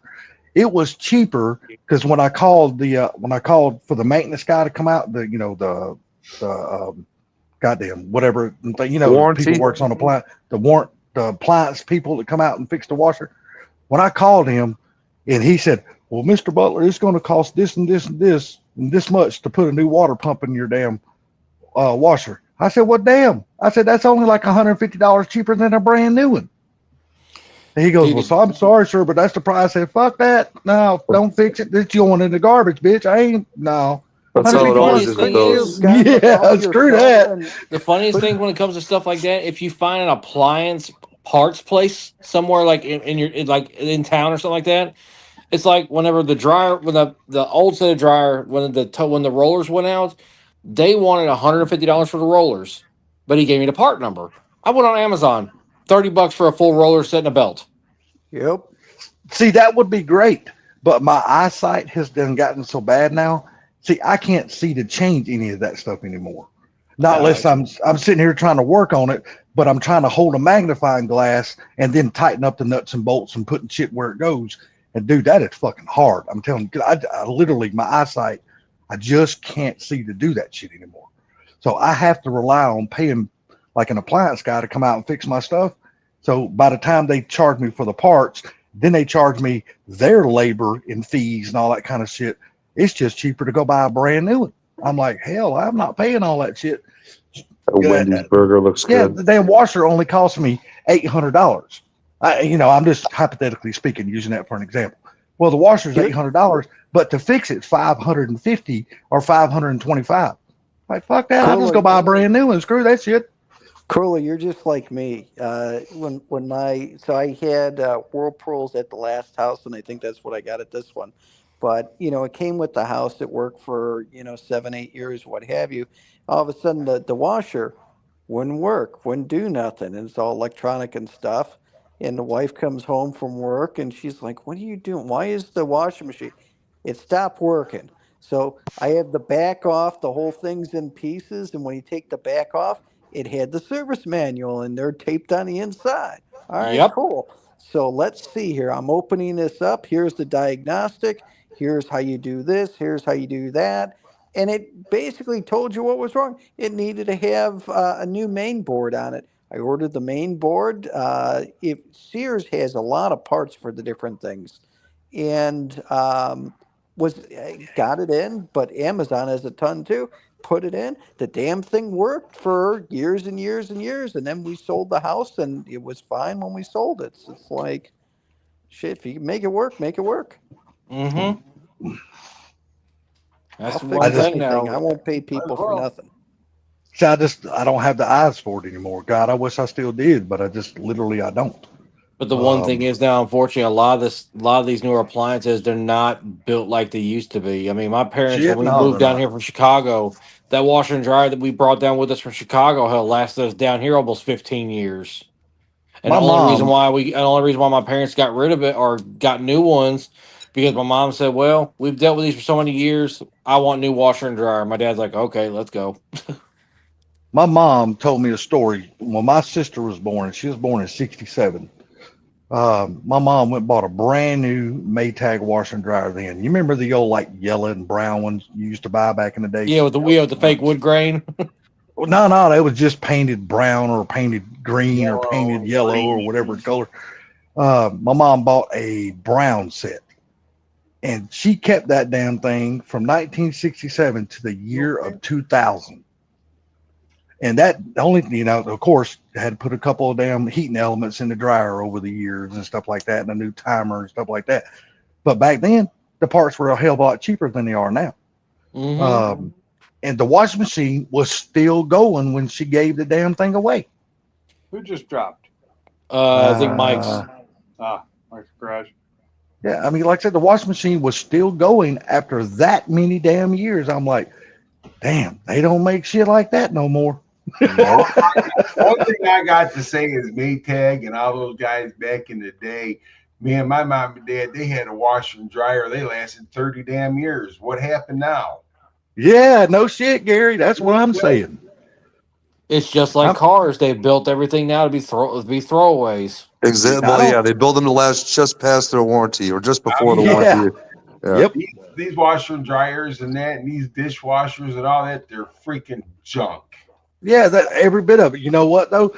We're all prisoners to that shit because this stuff we gotta have. Well, so they know they got us. I mean, there's not a damn thing, not unless we want to go back to the old days of fucking run a tub of water with a washboard and shit. But who the fuck is going to do that? I mean, cars are no different now. I mean, lack of a better word, I got a Crown Vic in the driveway. How many of those our police departments finally retire them because they got so many miles and they're so old? But the one thing is, they're still running. And yet you get a Charger out here, hits 125,000 miles. You got to rebuild the whole suspension, everything. The departments get rid of them and spend another $50,000 on another new one instead of fixing what they got. But that's the truth, man. Things ain't built like they used to be. See that you just made a good point. I don't mind buying the old higher mileage Crown Vics, and the reason why I say that is because it's the county or the state, and they usually pretty much keep up with the maintenance on the vehicles. Mm-hmm. So Dude, I don't there- mind buying them. There was a guy that stopped at Ken's shop that had a Crown Vic ex-police car that he bought from a guy, I think in Minnesota or somewhere, that pretty much buys a lot of those old cop cars and resells them. Dude, this guy had like a 3,000 watt speaker system in this thing, dude. I sit in this car and I closed the door and he cranked it up. It was vibrating so hard that the seat turned into a massaging seat. Oh, Holy yeah, shit. wait a minute. That means James it was the gray one, wasn't it? Yeah. Yeah, it's James. He actually has 1,000 wheel horsepower S197. Wow. The I would love to JPC built it like years ago. Oh, gotcha. Question for you, Cooler. Could you say if somebody done a coyote swap on a Crown Vic, and my mom's is a 01, all right, say we done a coyote swap on a Crown Vic, is it possible to put a ESS system on that car, or is it not because of the way the frame rail, steering You got boxes, tons and of all room. that shit? You got exactly. You got tons of room. You're gonna have to relocate like the battery and some other. Well, no, the battery's on the passenger side. You'd have to still relocate a couple of things because if I remember right, I want to say because that's what mine's a 98, and I want to say the ABS pump is under the air box, so you may have to relocate the ABS pump or move it around. But I mean, there's so many Crown Vics out there out there now with coyote swaps and manual swaps and all kinds of stuff in them. Yeah, but I just wondered because when you asked Ken about this, okay, and I'm using the Fox body for an example. I asked him, I said, well, if you put a coyote in a Fox body, can you put an ESS on it? He said no. He said it won't fit. He said they don't make bracketry to work on that car. He's not wrong. They don't. But if you know how to modify some of the other bracketry on the car, like Dover and them did, they got an ESS and a Gen 3 and a 10-speed in a 79 pace car. And what Dover had to do was actually space down the power steering bracket so the ESS would bolt up completely. And once he done that, everything works fine.